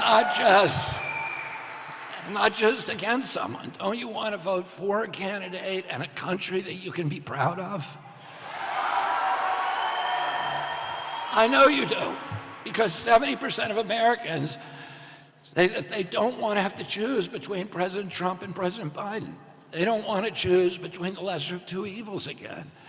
They especially don't want to choose between the two men who brought us the $34 trillion debt, the endless wars, the censorship, the corrupt merger of state and corporate power.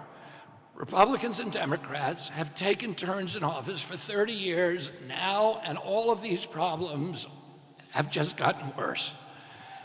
That's why those same polls show that my approval ratings are far above those of President Trump and President Biden.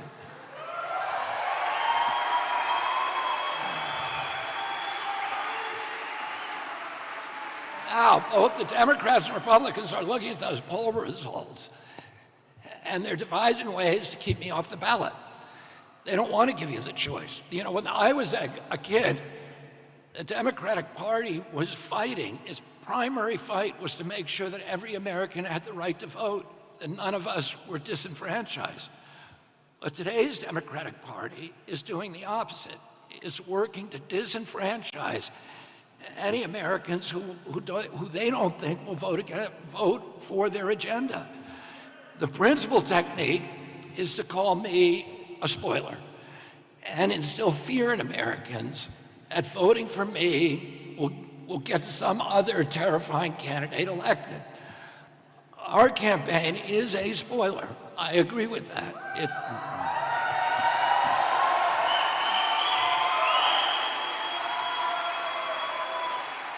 It's a spoiler for President Biden and for President Trump.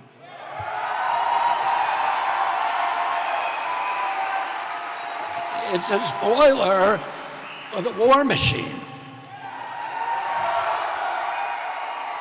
It's a spoiler for Wall Street and big ag and big tech and big telecom and big pharma and the corporate-owned media and all the corrupt politicians and corporations. That's why they're trying to keep me off the ballot and to frighten you into choosing between the two tired and unpopular heads of the uniparty.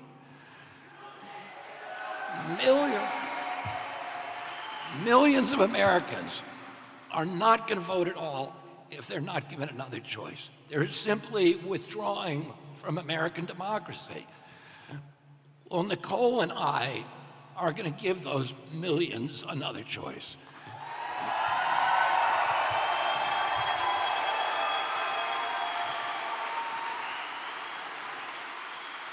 The Democrats and Republicans are trying to divide America. They tell us to hate each other, to mistrust each other, to accuse each other of treason, to warn us against these, in apocalyptical terms, that democracy itself is doomed if the other side wins. They turn families against each other. They turn neighbors against each other and friends against each other. They're trying to divide America, but Nicole and I will unite it. And that's our path to victory.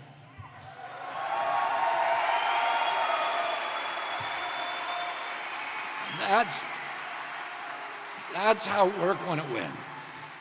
That's how we're going to forge an unstoppable coalition of homeless Democrats and homeless Republicans who are ready to look at the universal values that unite us all, and that every conscientious American wants the same way Nicole wants it and I want it. All of those things that I described, our love, our children, good food, good soils, moral authority around the world, the end of the warfare state, an incorruptible government, all of those things we all want. If we can only persuade enough Americans to vote out of hope rather than of fear, we're going to be in the White House in November.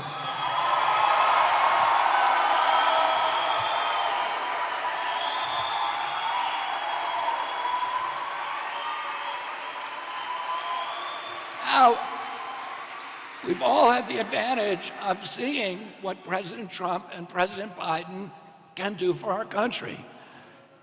Do any of you want more of the same? If you want more of the same, you should vote out of fear. If you want genuine change, and you need to take a risk and join Team Kennedy.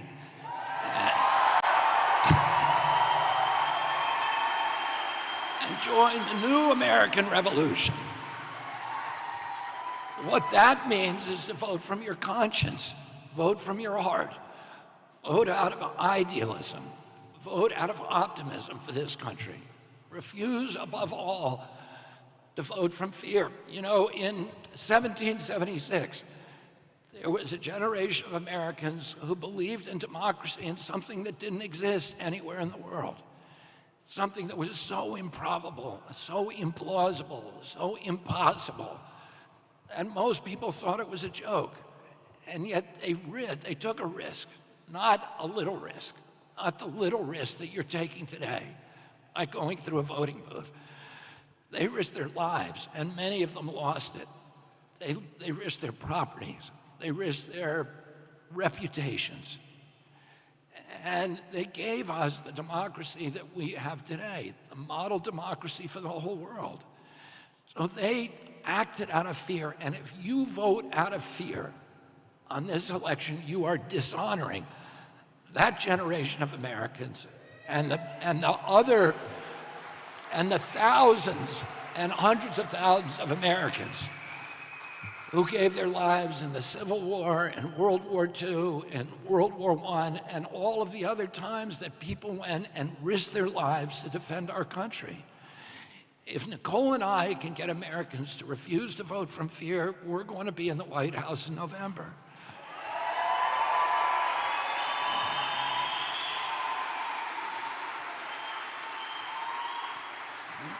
Nicole and I are running to help heal the symptoms of an ailing America, to heal our divisions, to heal our economy, to heal our mental health and our spiritual and our physical health. But we can't do it alone. We need you. And now I have a governing partner who will fight for you and for your family until the last corporate kickback from our government, the last toxin is cleared from our water and our soil.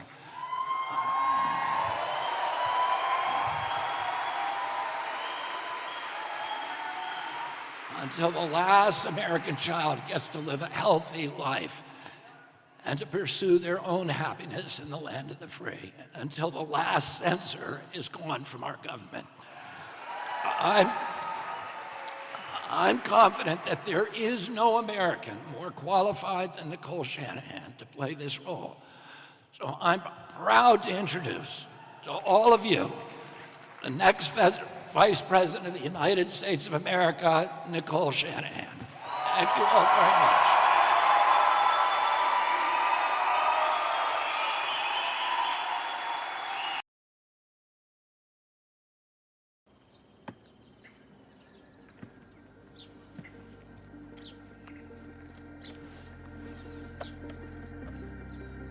She's a visionary leader and relentless in driving and supporting important projects to improve our lives. Great perseverance, great leadership. Her success is unparalleled. She is an incredibly inspiring woman who touches the hearts and minds of everyone I have seen her bring together. Okay. Oh, great. Across.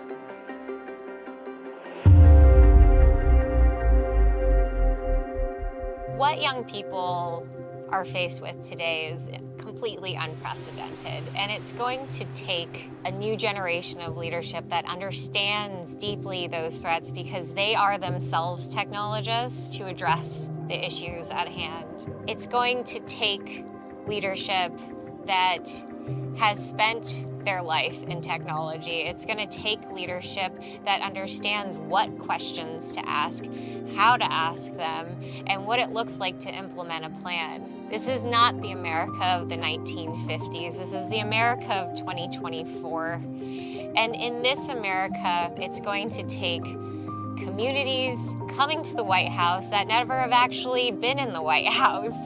And these are going to be tech communities, these are going to be Gen Z communities, these are going to be millennial communities who really believe that working together is going to get us to a healthier America with solutions that actually work. I was born in Roseville, California, near Sacramento. Then my mom and dad decided to move back to Oakland into the home my dad grew up in. You learn from a young age growing up in Oakland that we are all made equal and we all get a shot at something great. And the color of your skin just gives you a different, cool cultural perspective. And you know, I'm half Chinese, half Caucasian, but to the people around me, I was Nicole. My mom immigrated to the United States in 1983 from Guangzhou, China. My father, in particular, struggled with substance abuse, various mental health challenges. We relied on government assistance for a good portion of my childhood. Every time my dad lost a job, there wasn't a lot of money to cover basic expenses like food. And we would get food stamps and go to the local grocery store with our mom, my brother, and I. And at the checkout counter, I remember she would ask my brother and I to go stand by the magazines when it was time to pay. Whew. It was hard. It's really hard. Those programs, they saved my family. They gave me a chance. I went to the University of Puget Sound in Tacoma, Washington. I graduated in 2007, and I started working actually on medical device patents as a paralegal. I was always asked to be kind of the resident law firm nerd that was in charge of making sure the software always worked well and represented all of the client data correctly. And I loved it. I was at Santa Clara Law School, which is really in the heart of Silicon Valley, and trains some of the top IP law professionals in the country. In 2014, I joined Stanford Law and Computer Science to become a Codex Fellow. My center at Stanford, Codex, one of our core themes is how to build humanistic programming into AI. AI unregulated can be disastrous for us. We're already seeing early signs of it. And, you know, on day one of Bobby Kennedy's presidency as his vice president, I will mobilize the best legal ethicists in AI on the planet. And they're going to have knowledge of computational ethics. So after my 2 years at Stanford, I spun out my company, Clear Access IP. I then founded a foundation of my own called Bia Echo Foundation, one of the largest funds in women's reproductive health ever created. Human reproductive health is in decline globally, and at a pace that is actually causing alarm in certain countries right now. Women's health is a direct indication of environmental health.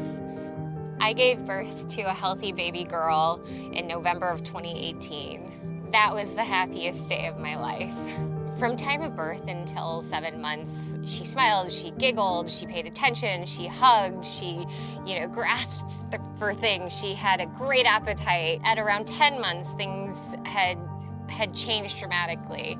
She wasn't engaging as much, and her energy didn't seem as high, and her muscle mass seemed weak. I would, sit her to just sit on her own, and she wouldn't be able to hold herself up when previously she could. She wasn't speaking, she wasn't pointing, she seemed kind of, in her own world, and the evaluator clearly identified symptoms associated with autism spectrum disorder. And it was then and there in 2020 that my life changed forever. Chronic disease in children is due to environmental disruptors that cause inflammatory symptoms, which then reduce the child's ability to heal. I've learned that the top environmental health exposures are really in 3 categories. There's endocrine disruption, which is caused by various chemicals in our consumer products, chemicals and preservatives in our foods. The second category of environmental exposures are electrochemical in nature. That electrical interference comes in the form of our wireless technologies, our devices, our cell phones, and we have no regulatory body currently in the United States keeping an eye on this. The third category of environmental exposures really is medications that we rely on for our healthcare system. And ironically, many of these medications are prescribed to help manage the symptoms related to exposures caused by categories 1 and 2. It's a Band-Aid that actually poses new risks. I've spent my life in data and technology, and I know that there is a solution here to this problem. We have the tools today to get there, and if we are open to this conversation, we are on path to healing America. And that is a simple conclusion that I think any person in America can make once they have the information. We owe it to the American family to take these toxins out of our food and out of our water, out of our medicines.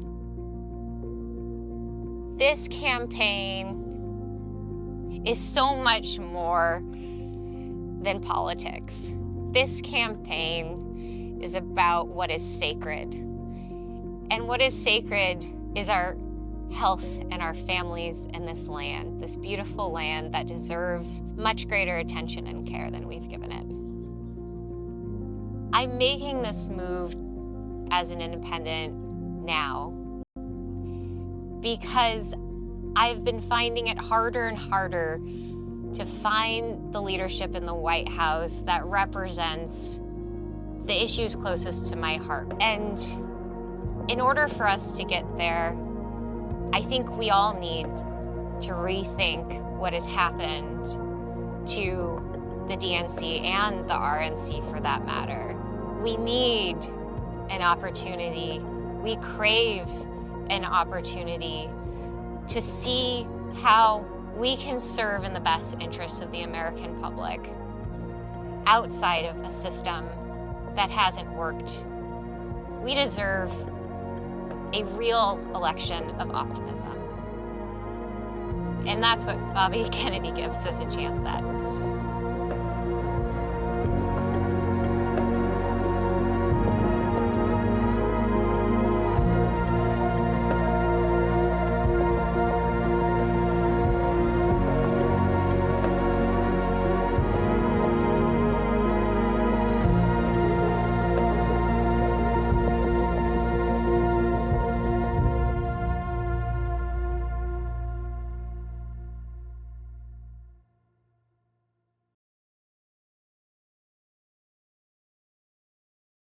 Ladies and gentlemen, the next Vice President of the United States, Nicole Shanahan.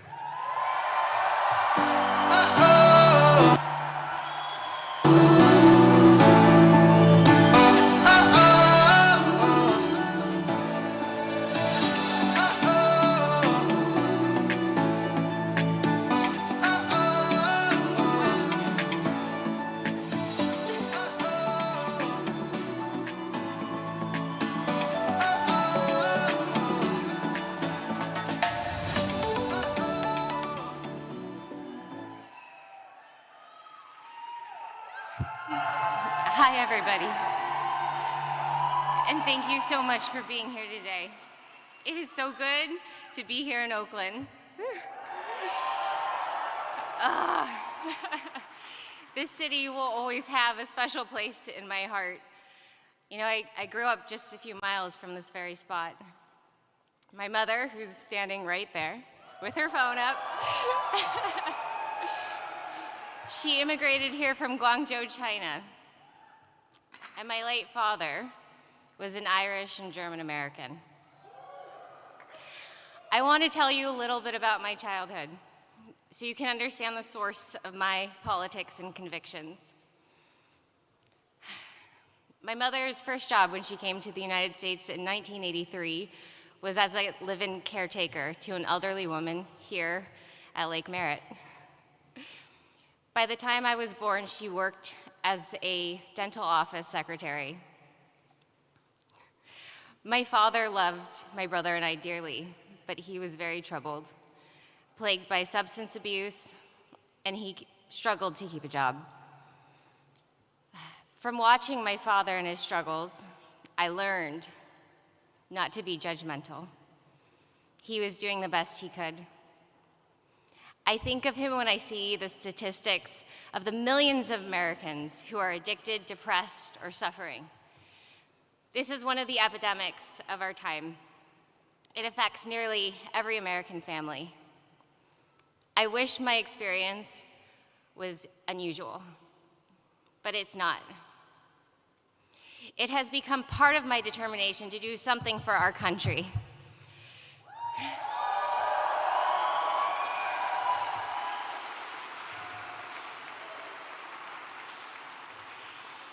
Every time my dad lost his job, our family just couldn't cover expenses. Food, gas, clothing, upkeep. It adds up more than you have in this situation. I know a lot of Americans know exactly what that's like, to just be one misfortune away from disaster.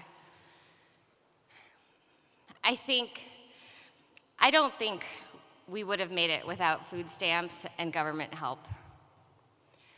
My mom worked hard, but it wouldn't have been possible to keep it together without that help. As you probably know, I became very wealthy later on in life, but my roots in Oakland taught me many things I have never forgotten. That the purpose of wealth is to help those in need. That's what it's for. And I want to bring back I want to bring that back to politics too. That is the purpose of privilege. I went to St. Mary's High School, just a few miles from here. In my junior year, we have some St. Mary's Panthers here. In my junior year, I had another formative experience, and that set me up for this lifetime of political consciousness. I applied for a program to live with families in El Salvador. In praying with these families and helping them rebuild after the civil war there, I learned what war really is. I learned how it rips lives apart, it brutalizes children, how it visits unspeakable horror on the innocent. And I also learned the resilience of the human spirit and its infinite capacity to heal, to forgive and to restore. El Salvador is where I came to understand war, but more importantly is where I also came to understand peace. That is what inspired me to my first political action in high school. At the onset of the Iraq War, I became an anti-war activist. Yes. If I'm being honest, I didn't really know how to do it. I printed pamphlets and I led a walkout, and we went to our local radio station. But I knew in my bones then that violence begets more violence. I'd seen what that does to society, and I didn't want my country, the country I love so dearly, to be doing that in the world. Yeah.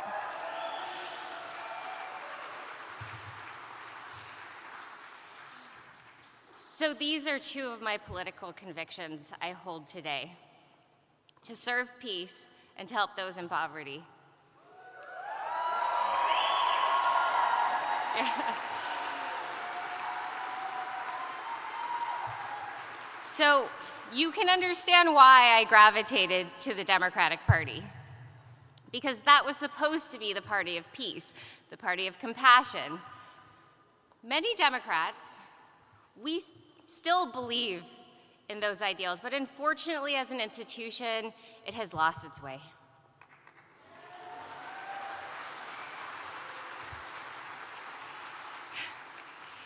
There is only one anti-war candidate today, and you won't find him in the Democratic Party or the Republican Party. He is an independent, Robert F. Kennedy Jr.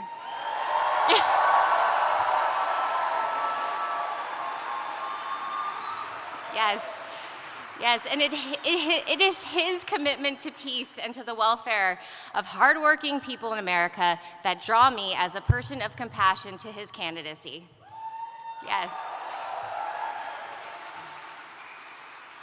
As recently as a year ago, I really didn't think much of Bobby Kennedy because I didn't know much about him. All I had was a mainstream media narrative that was effectively telling me horrible, disparaging things.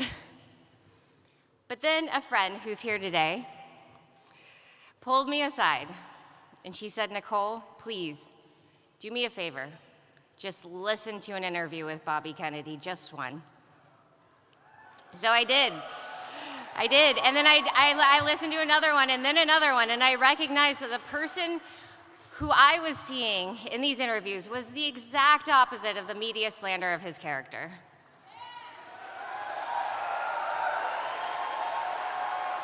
I saw a person of intelligence, of compassion, and of reason.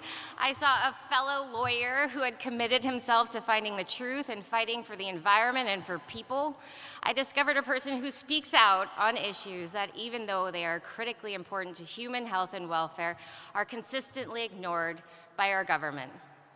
And for the first time in a long time, I felt hope for our democracy again. We can do this. It's possible. One of those issues also happens to be a passion of mine and a focus of my philanthropic work: chronic disease. I got into it through my own journey of reproductive health, followed by a steep learning curve for caring for my daughter, who has an autism diagnosis.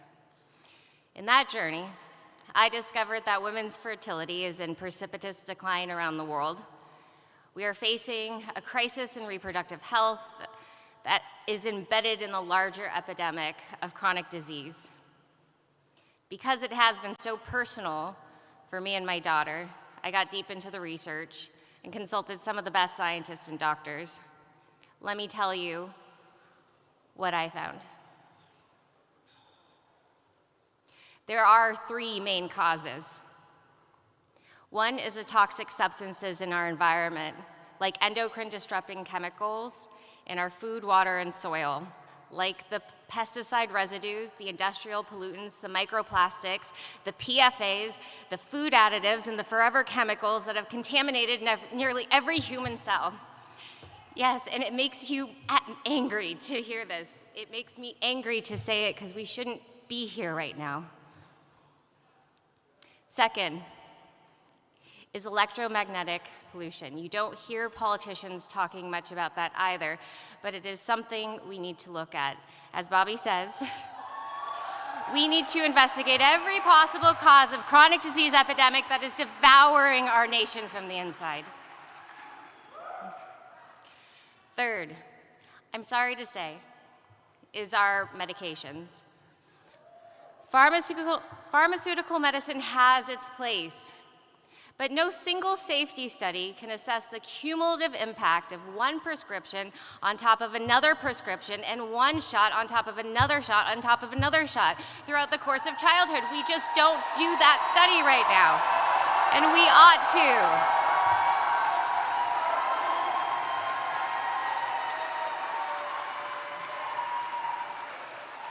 We can, and we will. Conditions like autism used to be 1 in 10,000. Now here in the state of California, it is 1 in 22. 1 in 22 children affected. Allergies, obesity, anxiety, depression, our children are not well. Our people are not well, and our country will not be well for very much longer if we don't heed this desperate call for attention.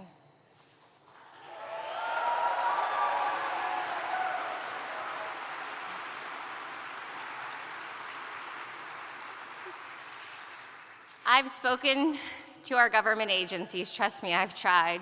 I've spoken to senators, I've spoken to governors. They all know something is wrong, but none of them take any action. There is only one candidate I have met for president who takes the chronic disease epidemic seriously. It is Robert F. Kennedy Jr., and I will be his ally in making our nation healthy again. Yes.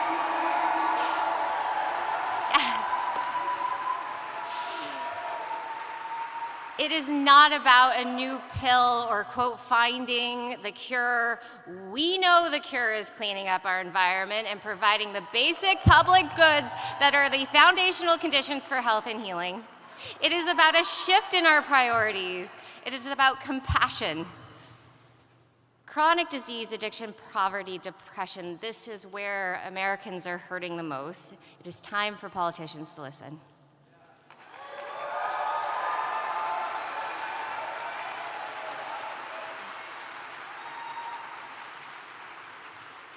So here is how the Kennedy-Shanahan ticket is going to end the chronic disease epidemic.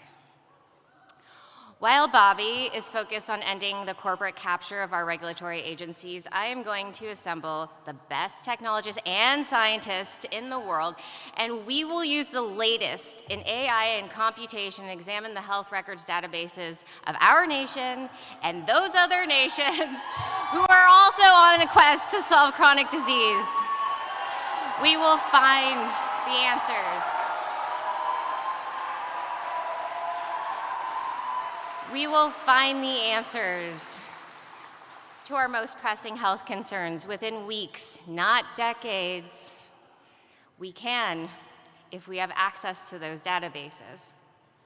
It is time to move out of the dark ages of medicine. We can solve the mysteries guarded by corporate influence. We can move from Band-Aid solutions, and we can end this chronic disease epidemic once and for all. I believe it.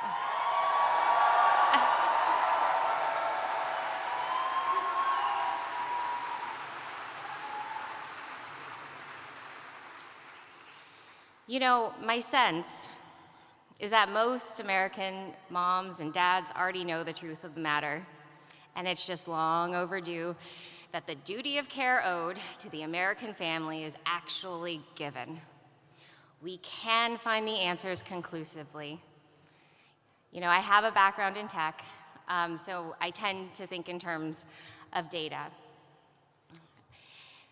In my tech days, I developed AI-powered software to automate affordable legal services.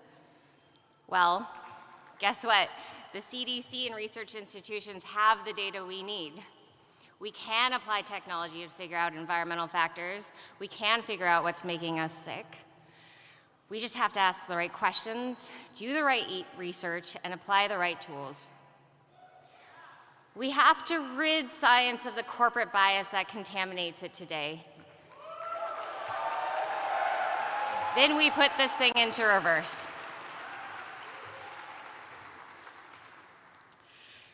So actually, the first issue that I applied my tech background to was criminal justice.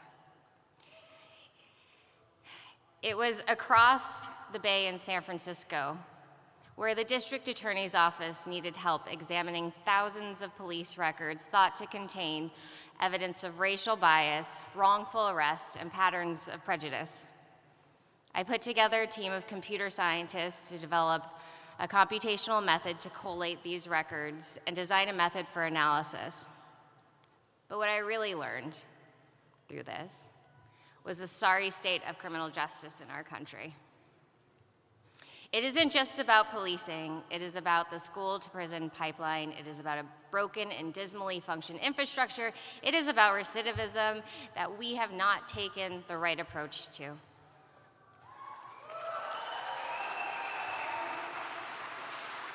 How do we make our systems a system of rehabilitation and not punishment? These questions don't have easy answers. I know this is hard.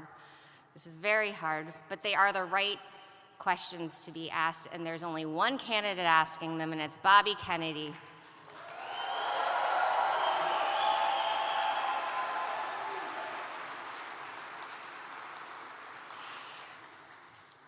And I'm going to mention one more issue close to my heart. This has to do with climate. My interest in health and solving climate issues has led me to the realm of agriculture. I realize that a nation's health comes down to its soil and the people who work it. Hell yeah. Healthy soil is the foundation of healthy food, it is the foundation of a healthy ecosystem, and it is our answer to the climate crisis.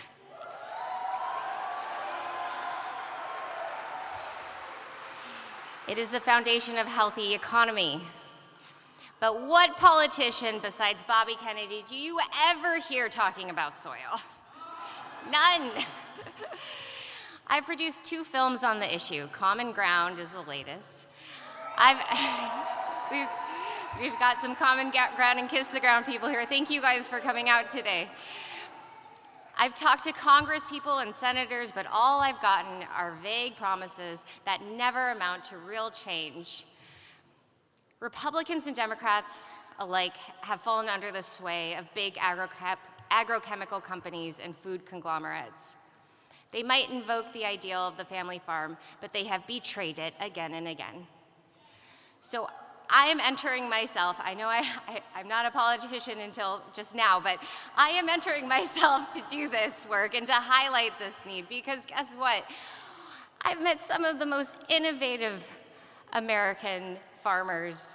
Their methods rebuild soil, sequester carbon, recharge aquifers, and revitalize the economy.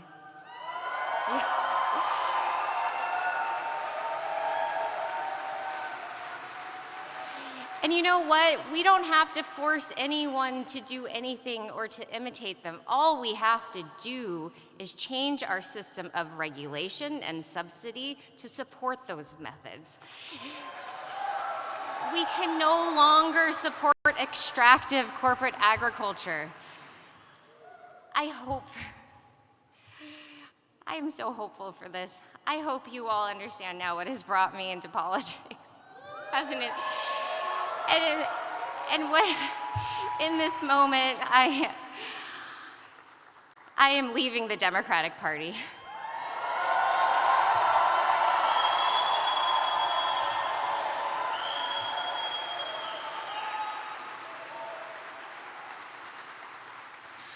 And I want to say two things about that. First, even though I am leaving the party, I believe I am taking the best ideals and impulses with me. The Democratic Party is supposed to be the party of compassion. It is supposed to be the party of diplomacy and science. It is supposed to be the party of civil liberties and free speech, and most importantly, the party of the middle class and the American dream. While I know many Democrats still abide by those values, I want to point out, and I've been in touch with many people in the Democratic Party, I do believe they've lost their way in their leadership.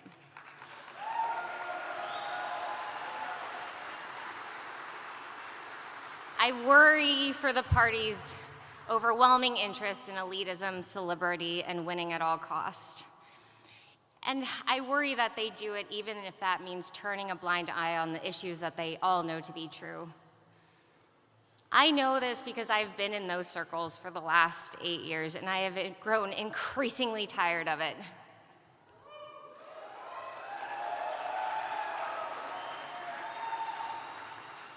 It wasn't until I met Bobby and the people supporting him that I felt any hope in the outcome of this election.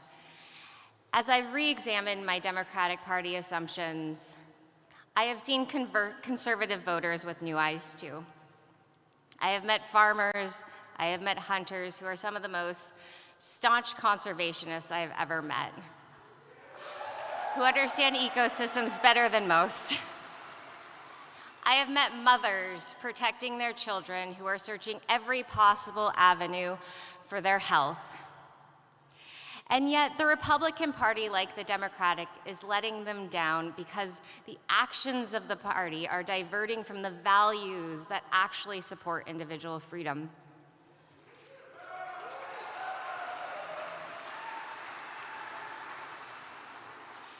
In fact, the very failure of both parties to do their job to protect their founding values has contributed to the decline of this country in my lifetime.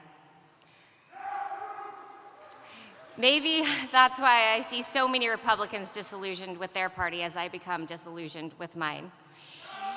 If you are one of those disillusioned Republicans, I welcome you to join me, a disillusioned Democrat, in this movement to unify and heal America.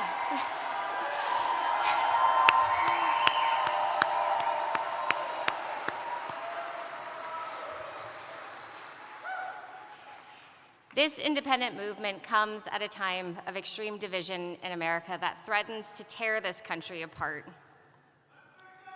Yes, let's fix it. It is time for a realignment. It is time, as Bobby Kennedy says, to focus on our unifying values rather than our divisions. And so if anyone is listening who never considered an independent ticket, I want to extend the same invitation to you that my friend did to me last year. Please listen to Bobby Kennedy in his own words. Take a look at his vision for America. It is a vision that I share too, as I spend the next 7 months of my life getting him on each and every ballot in this country.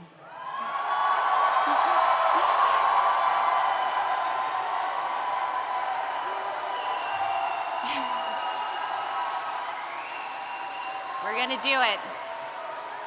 We're gonna do it. The vision we share is a vision of national healing. It is an America that leads the world no longer through force of arms, but through the power of example. It is an America that wages peace through diplomacy. It is an America that had become the sickest industrialized country on the earth and turned it around. We're gonna turn it around. It is an America where everyone who works hard can afford a decent life.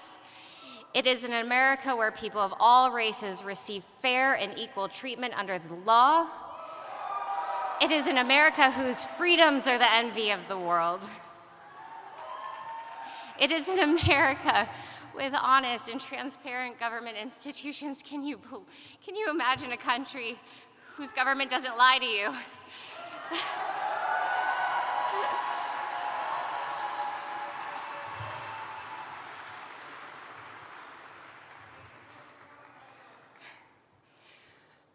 People talk about my age. It's true.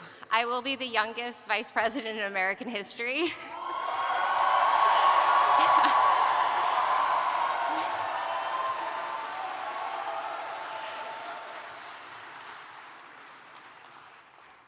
Let me tell you why so many of us young people have turned away from politics.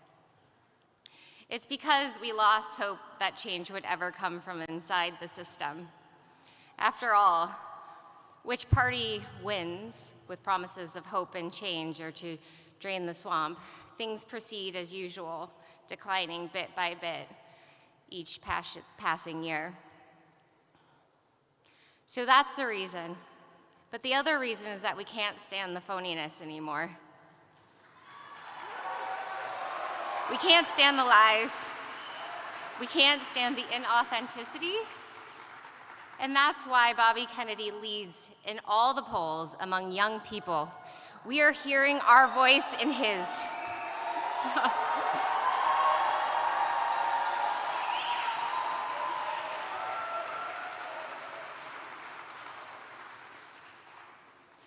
So I come to you today as a former Democrat. I come to you as a woman not quite 40. I come to you as someone who has experienced sickness and health and poverty and wealth. And I come to you as a mother.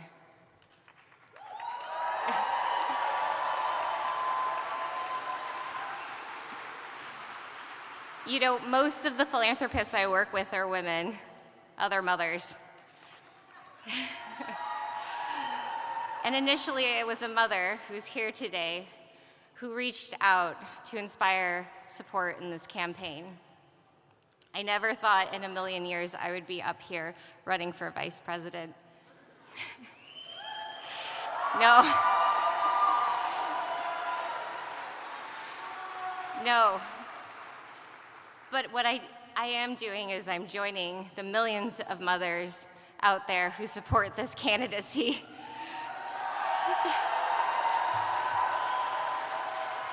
They are Republicans and Democrats and independents.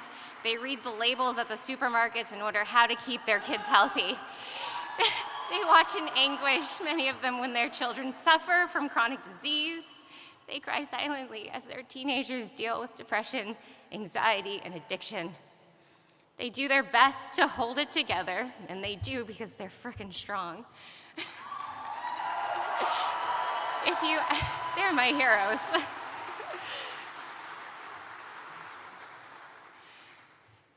These moms, they're my heroes. They're the moms trying to make a normal life for their children in a world that has gone crazy. As a mother myself who knows the firsthand challenges of raising a child with special needs, I promise to you to make this world a little less crazy. I will work with Bobby Kennedy to make America once again a country of peace, a country of compassion, a country that is prosperous and free. And this won't happen overnight, but I have seen miracles that the human spirit can accomplish. I have seen its resilience. And most importantly, I have seen its capacity to heal. And what is possible for the human being is also possible for our nation.